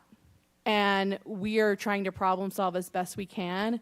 I even advocated with Kimberly that maybe we should tick it up a little bit because I do feel the 2-year delay has been really, really hard. Even with this emergency build of this school in Eagle Mountain, we have 3 schools over 1,000. Best case scenario, those schools, we buy them 2 years, 3 years, until they're in the same situation again. So it is a problem that we continue to try to be creative with, and the reality is it gets to a certain point where we run out of options, and that's really where we are. Other discussion? Can I just add one thing to that? Sure. I'd heard rumors that Pleasant Grove junior high school, Pleasant Grove High School has bats. And I thought, nah, that's just a Halloween thing, come on. But I talked to a teacher, she said, yeah, if I come in at night, they dive bomb my head. And she talked about the smell in some of the classrooms and how hard it would be to be a teacher in those rooms with that smell all day. The kids rotate out after 80 minutes or 85 minutes, but the teacher has to be there all day and they get headaches and it's awful. I think we have a moral responsibility to take care of stuff like that. No teacher and no student should have to teach at a school where there are bats dive bombing the teachers at night.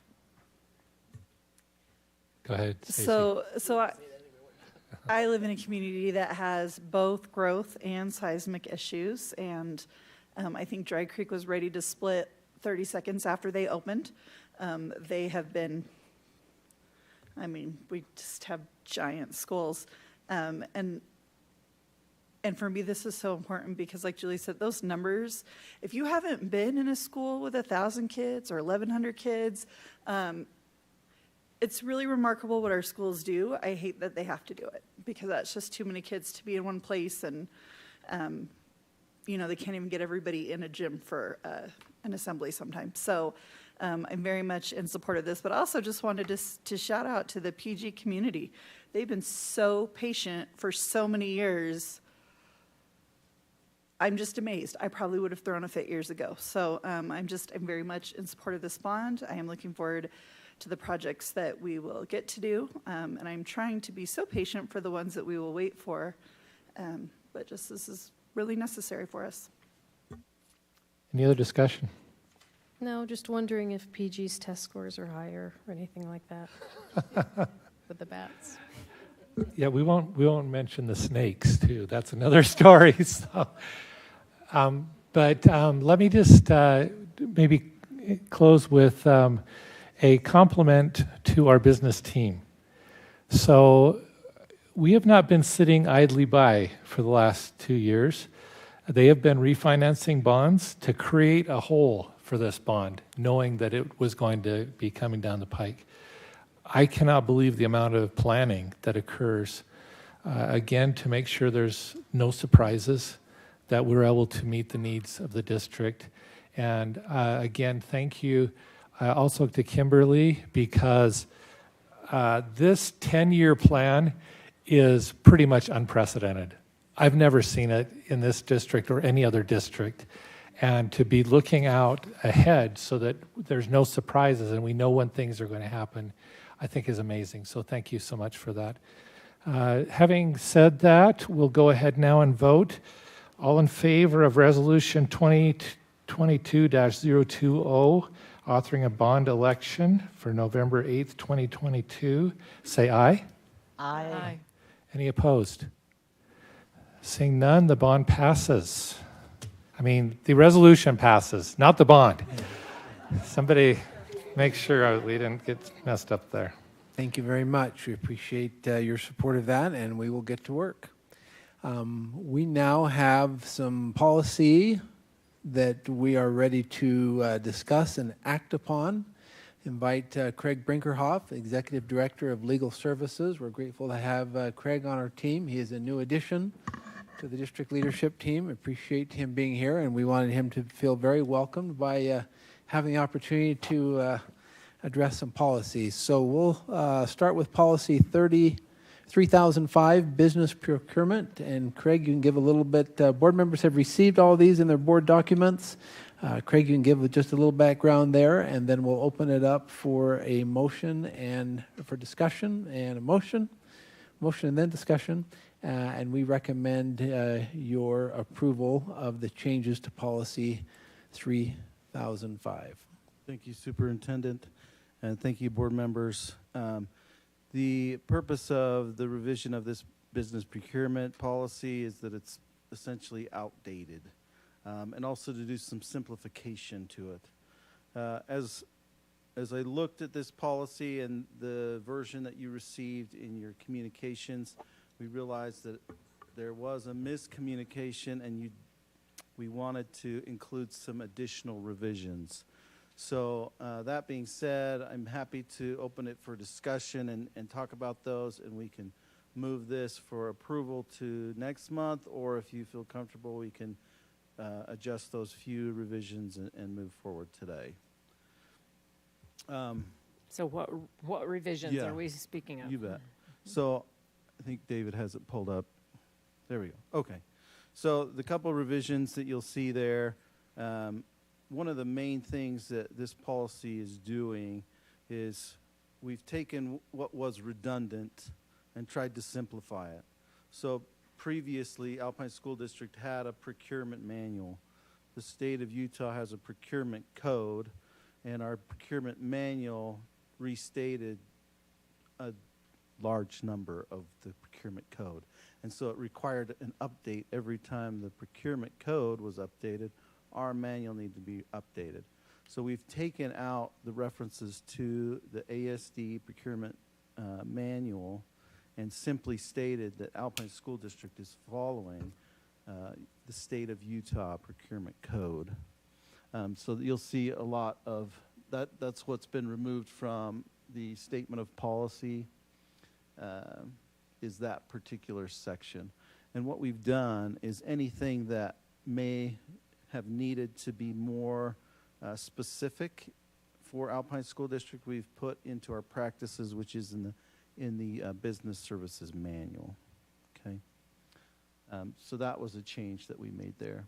The other main changes that you'll see is actually that the code references, because this hasn't been updated since 2004, those chapters were wrong, and so we've made sure to update those so that we're current with current Utah code. And David, if you'll scroll down a little bit, you'll see here a lot of what we've done in section 2. Well, in section 1, you'll see again that it references the business services handbook rather than the procurement manual. And then in section 2, this is really a simplification, again, to simplify for redundancy. Those 3 paragraphs all mentioned a similar thing, but were changes if it was an approved budget item or not approved budget item. The procurement code that we have really applies to all purchases, and it's not specific to educational purchases. And you could also argue that any purchase for a school district is an educational purchase. So we just clarified that and simplified it so that it says all purchases to make sure that there's no confusion. Anyway, those are the changes, and then a lot of deletions, again, for redundancy. Mark, are you ready for a motion? Did you have anything else you wanted to say? No, not unless there's questions. Okay, let's go ahead with the motion, then we'll have questions in the discussion. Go I ahead, move that Julie. we accept policy number 3005. I second it. We have a motion from Julie, a second from Sarah Beeson. Go ahead with discussion. Does that questions. motion include moving it to an action item? I don't think we have to. It's already listed as a action, potential action. Okay. But As thank you. amended? That's good. Do you want it as amended? So as amended here? Yes. Okay. Any questions or discussion? Just a comment, the increase of the dollar amount from 1,000 to 10,000 is kind of out of the blue. Was that just Yeah, so more again, realistic? that brings us in line with the current code. Okay. So this example is, how many years is that? Almost 20 years old. That's a long time. Okay. Thank you. Other questions? Okay, so I think we're ready for a vote. We have a motion from Julie, a second by Sarah. Is that right? Okay, good. To approve policy 3005, business procurement. All in favor, say aye. Aye. Any opposed? The motion passes. Thank you. Next policy is policy 3061, bids publication, time for keeping. Craig, can you just give us a brief update on that? And then we'll open it up for motion and discussion. And then we recommend your approval of these policy changes. Thank you. So again, a miscommunication in the version that you were given. And after further reflection on this particular policy, I'm going to recommend that it be retired. And this reason is because, again, for redundancy, the bids and publication and retention of those bids is covered in Utah Procurement Code. And it specifically states what the retention policy is for any bids and any quotes that are done that are over $100. Okay, are we ready for me to make a motion? I move that we retire policy 3061. Okay, we have a motion from Julie, a second from Amber. My only question is, once it's retired, what's the pension? I was trying to lighten things up a little, you know? We're all tired. Sorry. Drum roll, bada bum. Any discussion? I would just like a little bit more warning if this is going to happen again. Yes. Okay. We apologize. Thanks. Okay, we have a motion from Julie, a second from Amber to retire policy 3061. All in favor say aye. Aye. Any opposed? They're seeing none, the motion passes. Thank you, President Clement. The next policy is policy 5320, service animals, and we'll follow the same routine. We recommend your approval.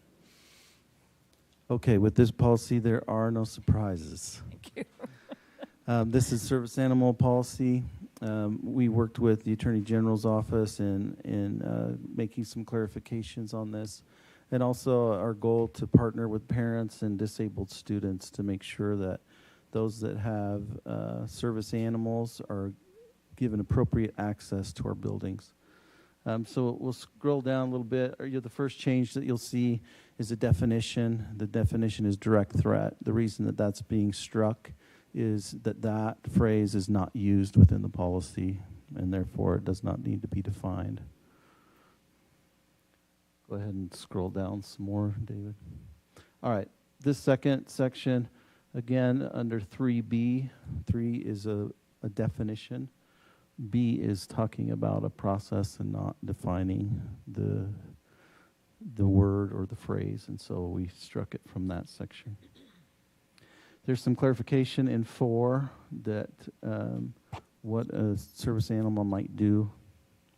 So we just clarified there that it might indicate to an individual before they had a seizure, or help them before they had a psychiatric episode. Go ahead and scroll down some more, David. Okay, so in this section, one of the concerns that we've had with some parents is gaining access to our buildings.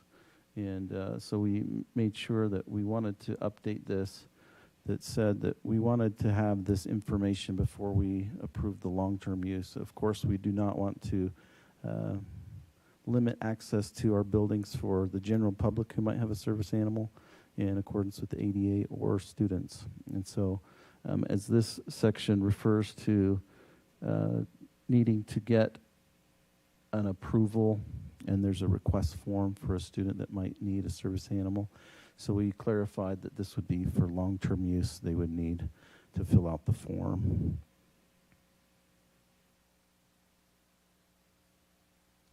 Again, some more clarification on what's appropriate and the appropriate questions to ask when there's a service animal request.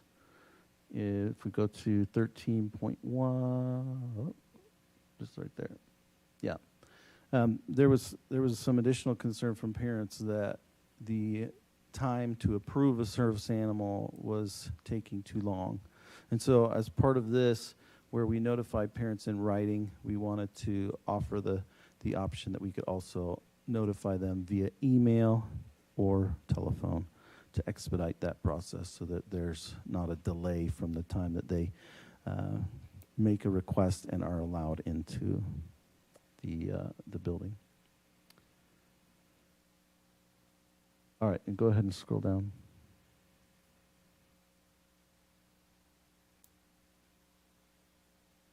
These are some additional clarifications within the ADA. We also wanted to clarify on 1.8.1.3 that just because a parent has failed to get the immunizations may not mean that they're refusing to do that. Maybe they didn't meet a specific timeline we gave them, but we don't want to make it about them forgetting or an accidental mistake, rather a refusal. And go ahead further down, David.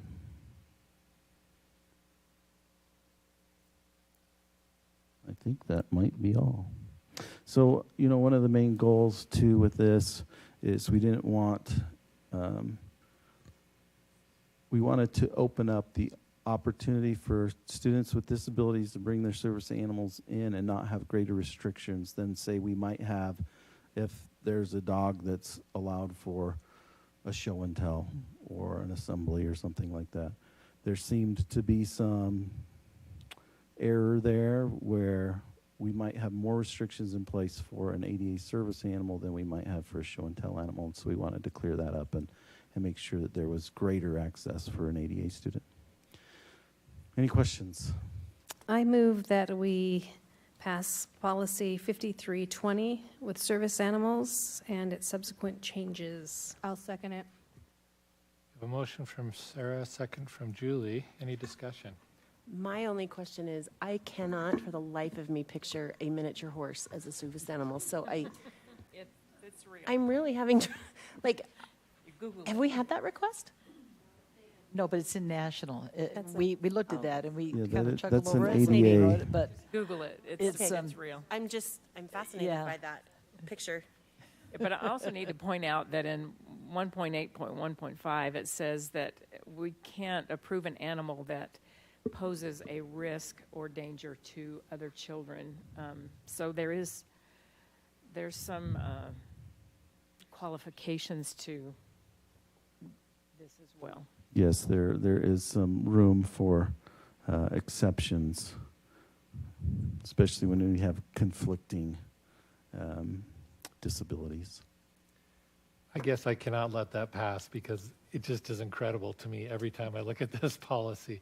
I think been on the board when we first did it, but it's just I know a little bit about horses. They don't always have total control of their bowels, and I just cannot imagine one being in school. But maybe it'll happen. So Craig, on 1.8.1.5, is that geared towards other students that have allergies? Would they fall under that? Yes. And if so, thank you, because I know that's been something that so many of our parents are concerned about, and I just want to say I appreciate the addition of that. Okay, any other discussion? We have a motion from Sarah and a second from Julie to approve policy 5320 on service animals. All in favor, say aye. Aye. Opposed? None? The motion passes. Thank you. We'll excuse Craig and invite Kimberly up to continue our discussion that we started in study session on policy number 6161, selection and adoption of instructional materials. We started this discussion in study session. Appreciate the engagement of board members in that discussion, and we'll continue. Let Kimberly give any summary at this point for our audience or for others, and then we'll move forward with further discussion. The board could leave this as discussion only, or the board could choose to act on this and put this policy in place. I would remind the board that we do not, as per state requirements, are not required to have a policy in place until October 1st. The discussion ensued in study session that possibly we could use some time to put this in place in a pilot process or learn by doing as we get clarification out to our media specialists and our principals with respect to this process. So Kimberly, we'll turn some time over to you. Okay, I just want to see all the board members' eyes real quick.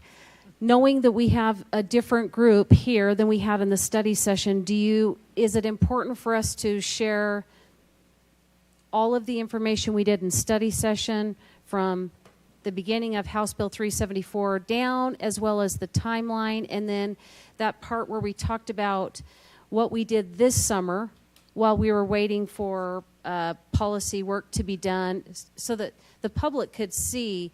There's a lot of stuff that's been out there, even with the media, and I don't know. I just want to see from your eyes, what would you like me to do and talk about? Do you want me to jump into the policy or go over the presentation stuff? I think we should jump into the new stuff, and the people can go and look in the study session video. Okay. Let our public know, we had a robust discussion during study session that you can look up. Okay. And follow. I actually really like the slides you prepared. I wonder if we can make them public somehow for people to see. That would be perfect. Okay. Okay, good Does idea. everyone else feel okay with that? Good. Okay. Okay. With that, then, again, we'll open it up for board motion or discussion. Let's start with a motion if someone is ready. Okay, so I'm going to try and do this, and it's going to be like the world's longest motion. Are we ready? Okay. So I'm going to motion that we pass policy number 6161 with the following amendments. In the procedure section, we need to add in section 6 and 7, the confidentiality of the individual submitting the book challenge shall be maintained by the individual who receives it, whether the administrator or the librarian. Anonymity will be given to committee members. Oh, and we should also say or the librarian unless the individual chooses to waive anonymity. Sorry, and then anonymity will be granted to committee members. Second piece, on number 7, we need to insert the definition from state code, so replace the current definition with the exact state code definition. In number 10, replace the definition with the sensitive materials in state code only from 1235. And then on 3.4.2.4, change the language to an administrator may not remove photos, decorations, or other personal items from a teacher's desk or surrounding area as long as the items do not disrupt the learning process. And then in 6.3.4, strike that line. In 6.4.1.2, change it from 2 to 3 years. In 1.3, add replacement considerations. 1.3.1, if a book is removed due to sensitive material and communicates a marginalized community's perspective, a book in a genre of equitable perspective that is within the confines of state code should be purchased to replace it. Do you have all of those changes here? Yeah, they're representative on version 2 that you have in your packets. So they are on version 2? Yeah, Yes. except for this. Except for 7 Except and 10. for the strike of the 7, clarification on sensitive, and the 10. Yeah. Are they on Oh, excuse here? me. 10's the clarification on sensitive. 7 is go back to the A, B, C, or D. Yes. Yes, that one's already it's in. already in there. That's So in. that's not in this thing you're showing. So you'll see version 2, just for people who weren't at study session, and you can see this. These are changes made in discussion. Met with a couple of English teachers earlier today, met with some board members outside of the policy committee just for an initial read. Again, we're trying to hit that start of the school year, knowing, we're getting things, the moving target, knowing that we've got an extension till October 1. However, if we could get some things in to run a pilot of the policy to see how it works so we can make final revisions in October, or excuse me, at the end of September for the October 1 deadline, that might help us as we work through this very complicated, complex policy. So it's not perfect, but it gives us a starting point, and it gives schools information to go about more of a formal review. It also does include, I want to clarify this, that we are temporarily restricting those 51 titles. We don't have 51 at every site. For example, the high school that I met with today has 3 of the titles. Of the elementaries, almost all 62 have 0. So, Kimberly, just to clarify, Yeah. those 52 titles will go in a restricted area, but if I, as a parent, want to allow my child to access that, I can communicate with the librarian that my child has access to all books in the library, and she would be able to check out books, correct? Yes, correct. And on the version from last night, which is included here, we worked with technology to create in that annual notice for parents in Skyward that they could opt their child in to have access to restricted material, but it's got to be an opt-in. And board members, I think as per the comments earlier, part of the approving this tonight, if the board moves forward, is getting this out to principals, getting this out to our media specialists, reviewing it, and see where we need to make adjustments and changes prior to the October 1 deadline. So there's some vetting, some work that we need to do to operationalize this and learn from those experiences, include other stakeholders, employees, others in the process of determining what is working with this and what is not. I think we just want to make sure that our public knows that we recognize, for example, your free speech rights and your freedom to, explore ideas, and at the same time that there's a difference between a public library and a school library, that public resources have gone into creating this school for you, and there's a certain expectation about what will be in that library. So we're trying to kind of find a good meeting place in the middle that will help all of you be happy with the result. And we need librarians in that conversation. We need parents in that conversation. We need educators in that conversation. So thank you. I'd also like to comment. Those of us who are on that committee have met over 16 hours on this one policy. We have looked at every single word more than once, and we're not finished yet. We're not really quite where we need to be yet. And there are several dilemmas. One is that this covers 6 different laws, and we have gone through the policy law by law to say, is that there, is that there? Can you find that verbiage? Is it exact? Is it meeting the demands of that law? And that there are 2 things you have to balance. One is the law is very clear about pornography. The definitions are very, very clear. And if there is pornography found in any genre, anywhere in the library, it must be removed by law. We can't have our schools being accused of promoting pornography. It's against the law. We can't do it. So books that have clearly met the standard for pornography must be removed, and that's by the law. But on the other hand, we have the First Amendment rights, and so that gives us the opportunity then to review books and to go through them very, very carefully and to look at everything that is in that book, and is it age appropriate? Does it have any literary, cultural, scientific value, and all of those things that are also in the law. So we're trying to balance both. One is by meeting the strict demands of the law, the bright line. The other is by having a very robust review process and a robust appeal process, so that we can make sure that all voices are heard and that all communities are being served fairly and equitably. Does that summarize it kind of? So it's been very, very tricky, and we're not quite satisfied yet, but I think we're getting closer. So for me personally, and I think I can speak for any of us, in the next couple of weeks, we would invite continued feedback from parents, from students, and from people associated with the schools as we sort of try to finish this process. Now, looking at what we have at this point, if you would like to give us more feedback, we would really like to hear it, because we feel like that would be really helpful to us in making this really fit the needs and the demands of Alpine School District. And it was mentioned before a little bit in study session, but just to reiterate kind of with Sarah's point, is that, and I think this is where we're getting a lot of division within the community, and a lot of us have been getting emails, is really being able to define pornography versus sensitive materials. And it's hard because the state law it's convoluted and it mixes all of this. It's not about ideas. It's the things that we have been sent. I don't think that we have a lot of those books, but some of those ones that we've been sent, we've read the text.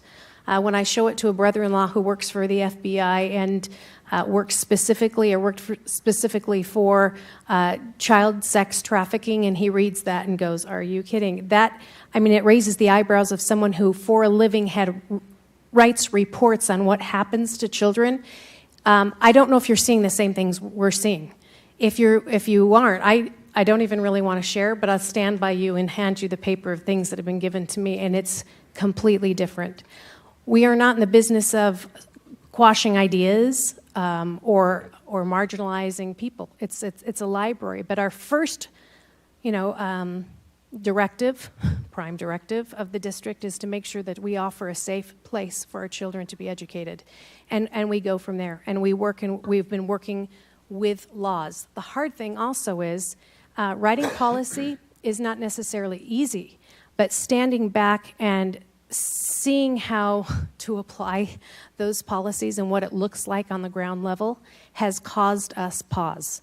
Because it's one thing to go through policy, it's another thing to think of how this is going to affect our librarians, our teachers, our administrators, and yet find that balance with parents. And so we appreciate the patience of the community. It's not, and we're happy to do the task, but it does take time. And I feel like the policy sees the importance and the value of talking, pausing, thinking, listening, and really clearing our heads on a policy that we feel like it's worth the deliberation and the intentional deliberation that it takes to make sure that we're doing it the right way. I'm a little hesitant to pass the policy because there are still some issues that we need to work out, but after talking in study session, I feel comfortable how we've discussed that maybe we can work through those things, and we talked about piloting things and maybe adjusting the policy. That's making me feel a little bit more comfortable knowing this is not going to be laminated. There will be some changes and things that we want to see, and we want to get feedback. And so as we continue the process, we'll just be patient and learn as we go. But if there was anything, it's just remember, you're looking at book, but the things that we really need to make sure that we're clarifying carefully and succinctly in our policy is the differentiation between pornography and sensitivity. It's not the same. And can I clarify one more thing too? We've had questions that, wait, is House Bill 374 a library media bill? No, it's not. It's instructional materials. Can we define media materials in instructional materials? Yes. But you'll look at the title of our policy. This is more than library materials. There's a portion of it that talks and speaks to libraries. So I think the narrative gets out there, especially when you see things on the news. We're removing these from everything's library, library, library. This is instructional material as a whole. It's what is in textbooks. It's what's digitally available. It's what's on handouts, pamphlets, posters. It's everything. That's when we said we studied the state code. That's what we studied. It's more than just one section of learning environment for our students. It's classrooms as well. Okay, so first off, I have to say I'm appreciative to the policy committee for how much time they've spent on this. I know that's super grueling. And I also want to say how much I appreciate the fact that they have been willing to take feedback and be willing to kind of look at some of the pieces. I do want to address a couple of things. I know that it's not just the library, it's also instructional materials, but it feels like the library piece has been kind of the focus. I will say this has been a really tough one for me. I don't censor what my kids read. And I know that's probably a little bit of an anomaly in the communities that we live in, but once my kids hit secondary schools, we've already had conversations and I've never had an issue. I will also admit that some of these books I have read and some of these books are in my home. One of my concerns is that the state definition of pornography is things like nudity and sex, which I would argue can be pornographic, but just nudity in and of itself is not pornography. The David is not pornography. When you look at Renaissance paintings, that's not pornography. There is a new drawing of a man from the back in a Shel Silverstein book. I don't think that's pornography. So I struggle with, we are beholden to a state law that I think is overly restrictive. I also very much support that a parent should have the right to choose what their child is exposed to. So I appreciate the fact that we have been able to work through and provide potentially an option in Skyward so that parents can say, for the parents who want their children to have full access to the library, they still have that option. I realize that this is probably going to be amended. The policy in general just frustrates me. It just frustrates me that we are put in a situation where I feel like our hands are tied. And I want to acknowledge that, particularly with the 52 books that were on the list, that 37% of them dealt with LGBTQ issues. A significant portion of them also dealt with our BIPOC community. I am concerned that we can have a bias because we are uncomfortable with queer sexuality. And I am glad that they're going back through the review process, that we are correcting that and making sure they go back through the review process. I am, and I appreciate, and I want to make sure that I point out specifically how we address that was in the amendment that we made in that 1.3.1, that if a book is removed due to sensitive material and communicates a marginalized community's perspective, a book in a genre of equitable perspective that is within the confines of state code should be purchased to replace it. We are not erasing LGBTQ and BIPOC voices. In this policy, we are making sure that those voices are maintained in our libraries, so that if there are books that do violate the state code that is very, I would argue, restrictive, that we still have a way to make sure that the perspective of those students and those community members are a part of our libraries. So I hope that that is something that is heard and recognized, that we are aware of that, and we are trying to be very intentional to make sure that we do have diverse libraries that reflect the community in which we live. And that includes our BIPOC and our LGBTQ community. Okay, so sorry, but not sorry. Sorry, not sorry.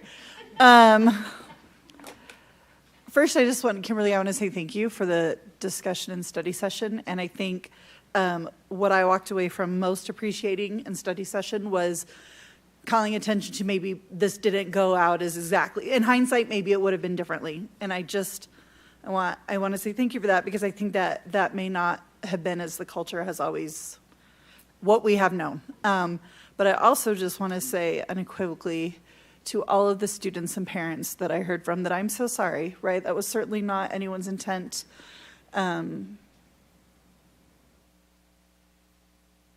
You made it, and I'm not going to. I never want students to feel like they are not seen or not heard, because we do see them, and we do hear them, and we do need them. And so, I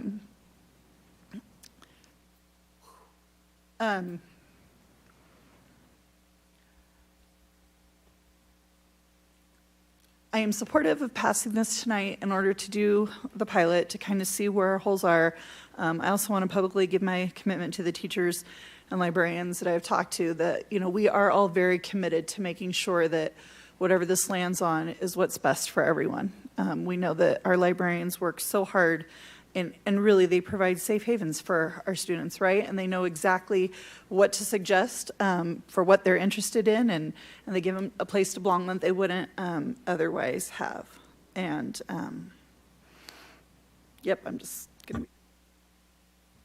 So I'm also concerned along the lines with what Julie said.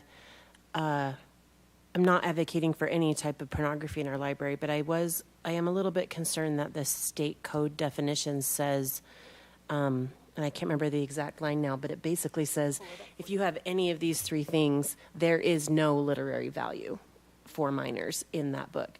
And we don't have any, that's what it says in code. So we don't have the ability to say, this book is about a hard topic, it's a mature book, it's not right for every kid, but it's right for some kids, and their parents should be able to help them decide that. And so I'm a little bit concerned about that, because I feel like some of the things in that definition I don't think are pornography. Like, are we going to have trouble with art books?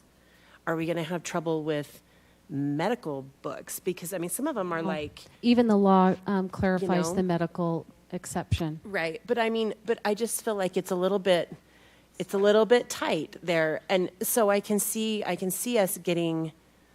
It's a difficult line. And but I'm not supportive of us having graphic sexual books in our libraries at all. And so I think we've got to figure out how to address that here. And I'm really appreciative of Policy Committee. I know this has been a hard slog for them. It's been difficult. And I think it's been difficult for our librarians. Our teachers are concerned. Our parents are concerned. Everybody's concerned. And I think it's a really hard discussion. I majored in English in college, and I read a lot of books that really pushed me. And some of them were really uncomfortable, but you know what? They did change the way I look at the world and the way I look at how my place in the world and how I can help people. And so even though in my secondary school experience and in my college experience, I read some books that I don't know if I would want my kids to read. I feel like they were valuable for me. And so I don't want to deny our kids the opportunity to wrestle with that same personal growth option. But I also think parents need to be aware of what their kids are reading. They need to have some say in that, and they need to be able to say, this book is not right for this child of mine. And I have kids that I would not let read something and kids that I would let read it. So my only other comment is I am especially supportive of looking for other titles that will bring the viewpoints of marginalized students into our libraries, because I think we don't have a lot of room here to allow books, and we shouldn't, to allow books that have pornographic content. We don't, and we shouldn't. We shouldn't have that in our libraries. They're for minors. But we have students who feel alone and who don't know where to turn to. And they need to see themselves in our schools and know that they have a place. And so I think we're walking a hard line here, and it seems on the outset, you know, I was like, why would we not pull everything that's inapplicable from our libraries? But it's a difficult discussion, and I want to make sure our students have what they need, but I also want to make sure we're providing appropriate materials. So I appreciate Policy Committee and Kimberly and Craig for all the work you guys have done over the last month or so with this. So, and I hope everybody will be patient. I think I was not supportive of passing it tonight, but I also was frustrated that we weren't going to have something in place for our librarians and for our teachers to feel like they knew where we were headed. But I like the idea of passing it and trying it out and piloting it and seeing how it goes, and then with the promise of revising and looking at it again in a month or so before that October 1st deadline. So I do like that idea. Maybe even like a sunsetting of this policy, that it was like a 35-day and then it sunsets, so that it was, you know, a for sure thing. That we're going to come back. We have a lot of work to do still, but yeah, that could happen as well. I don't think I could support passing this unless I knew that we were going to come back and revisit it, because I've worked really hard on parts of this that just got amended out. I guess my concern is we're trying to meld 6 different state laws, 2 different letters from the Attorney General. Some of them cross-reference each other in very confusing ways, and I am still wrestling. I mean, I've been wrestling, and I thought I had it clear in my mind, but we just amended what I wrote. So I will support tonight, but I cannot support in a permanent fashion. This has to be revisited. I like our policy to be clear and accessible to our public and not written like law. I think there needs to be a difference. I think we can reference the law, but our policy needs to be understandable and perfectly clear, and this is not. Other discussion? Yes, sorry, I got myself together now. A couple other things I wanted to address. I know we have a lot of teachers who are really concerned with, so this is an unfunded mandate, which is our least favorite direction. And so I guess I just want to say that we are aware that it's going to have to be done on somebody's contract time, which means something else isn't going to get done. And so I just want to call public attention to, we know that. We're working Stacey, on what I'm that so looks glad like. you brought this up. I spent significant time with a teacher that brought that up, and who is likely going to be serving on a committee, because it's an English teacher who 2 English teachers today, but one of them specifically said, I'm happy to do it, but I need the board, who's trying to follow the law, to understand that I have all of my reading that I already do to help get myself prepared for my kids in my class. I'm always somebody who pushes out to my parents the list of books that I'm using during that month and a description of the rating, of the summary of it. And so what she indicated is, will we be paid for this? And see, these are the things that we've got to see within the next 4 or 5 weeks what time is really going into the committee work. We've got to also train the committee.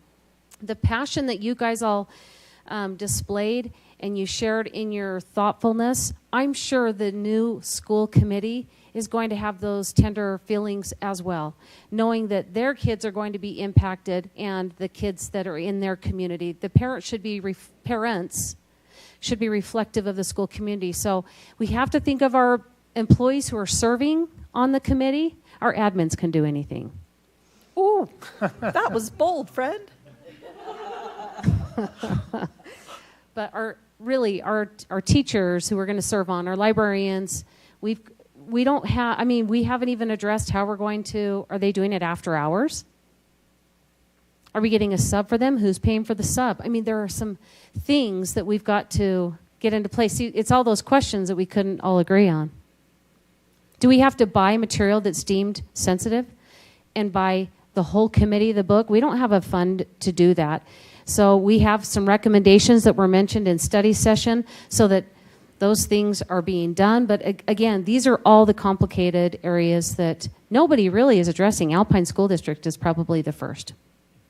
Okay, also, I think we learned a lot through this. I'm not going to name anybody because I didn't ask ahead of time, but I do want to say it's one of those, you know who you are, and that sounds terrible. But thank you to all the teachers and librarians who reached out with very specific, this is how this impacts me, or can we talk about this? And even something as simple as my contract doesn't start till Thursday, and I got this email to have this done. And so I guess I just, in general, I'm very appreciative of people who just say, what is my expectation? Should I have done that? Because I think we're able to learn a lot and gain some clarification there.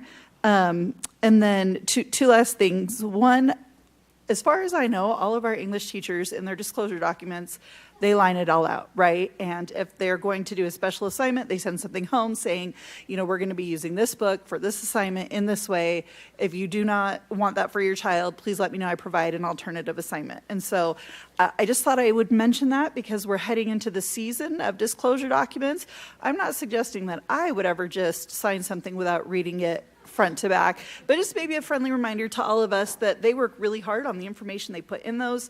And this may be a great time. And then also just as we've been hearing a lot about parent choice, whether it's library books or classroom books or assignments or Chromebooks, parents are in charge. And you can do what is best for your family. And if that means you're not comfortable with a Chromebook coming home, there's absolutely a provision that allows a student to leave it at school, pick it up the next morning. You can contact a teacher anytime. I mean, the English teachers I know, anyway, are open. Like, is this the right fit for my child? What are your thoughts on this? And so I guess I would just encourage everybody to remember that they do have, the parents have the first say, and they know their child's best. So I would hope that they would reach out directly to the teachers involved or principals. And also maybe we all just need to relook at our technology rules in our homes as the year is starting again. Thank you. Other discussion? Well, I appreciate all of the discussion and work that's gone into this. I think although we said that this was a pilot, it's not being, the way the motion was presented, it will be across the whole district, not just a few schools, which a normal pilot would be. And our intention is to amend it before the October 1st deadline. But so that's kind of, I'm not sure that was in the motion, but I think that is our intention. I think it's understood. Yeah. Maybe temporary would be right. a better. But I think it feels like there are things that we're going to learn by doing that we need. There's no other way to learn except to try it out. And so those things that we learn will also go into the amendments that will occur before October 1st. Does that sound comfortable to people? Okay, so let's go ahead and vote. All in favor, let's see, we have a motion from Julie, a second by Stacy of policy 6161 with amendments that Julie specified for selection and adoption of instructional materials. All in favor say aye. Aye. Those that are opposed? The motion passes. Thank you.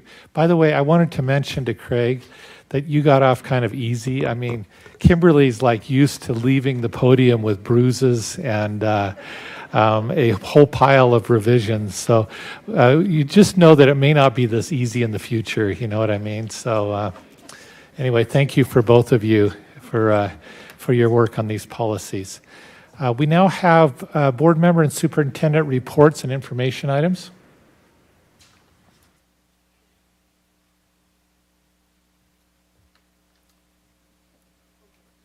I got a fast one. Ready? So I think it was a couple weeks ago. I don't know what day it is.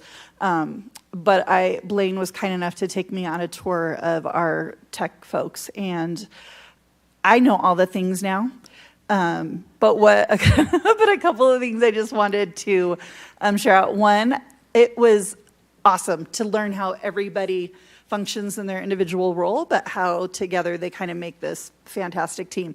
And I want, if there's one thing you share with your friends from tonight, there's a video coming to tell you how to use Blocksy. There have always been filters on computers. Again, maybe another reminder to read all the emails. I know those secondary emails, sometimes it's like a 5 scroll from the high school, but the information is there. And I appreciate the proactivity on Blaine's part as we're looking at things like security for employees, parents, students, everybody. Anyways, it was a fascinating learning experience for me. And I think our friends are a little far away from us over here, and they probably don't get as much appreciation and love as maybe they deserve. So just wanted to say thank you to Blaine and everybody in his building who, I learned about what do we call them? The thingies in the ceiling?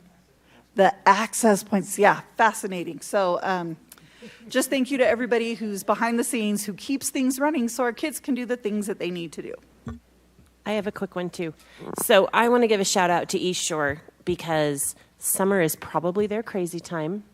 And I have had 2 children completing East Shore classes, and I am very appreciative of them and their patience. So I just want to tell them, I hope that the next week goes well and all the kids finish all their packets and units. And anyway, thank you to our East Shore people. I just wanted to remind the board about pre-delegate assembly on August 26th and the delegate assembly on the 27th. I think these are great opportunities to meet with our legislators and to also create a unified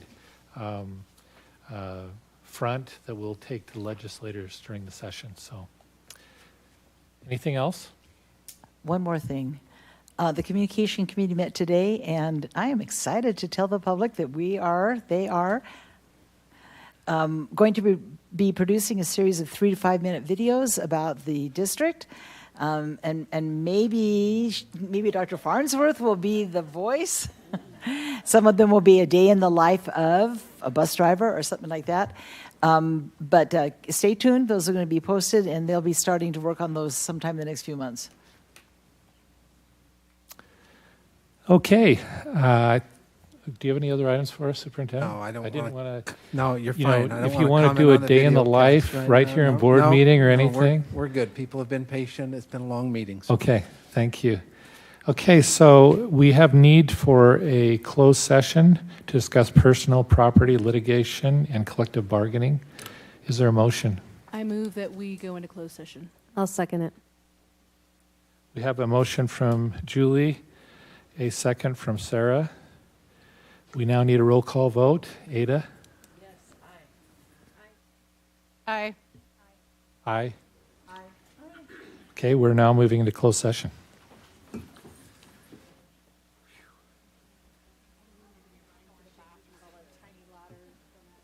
That's a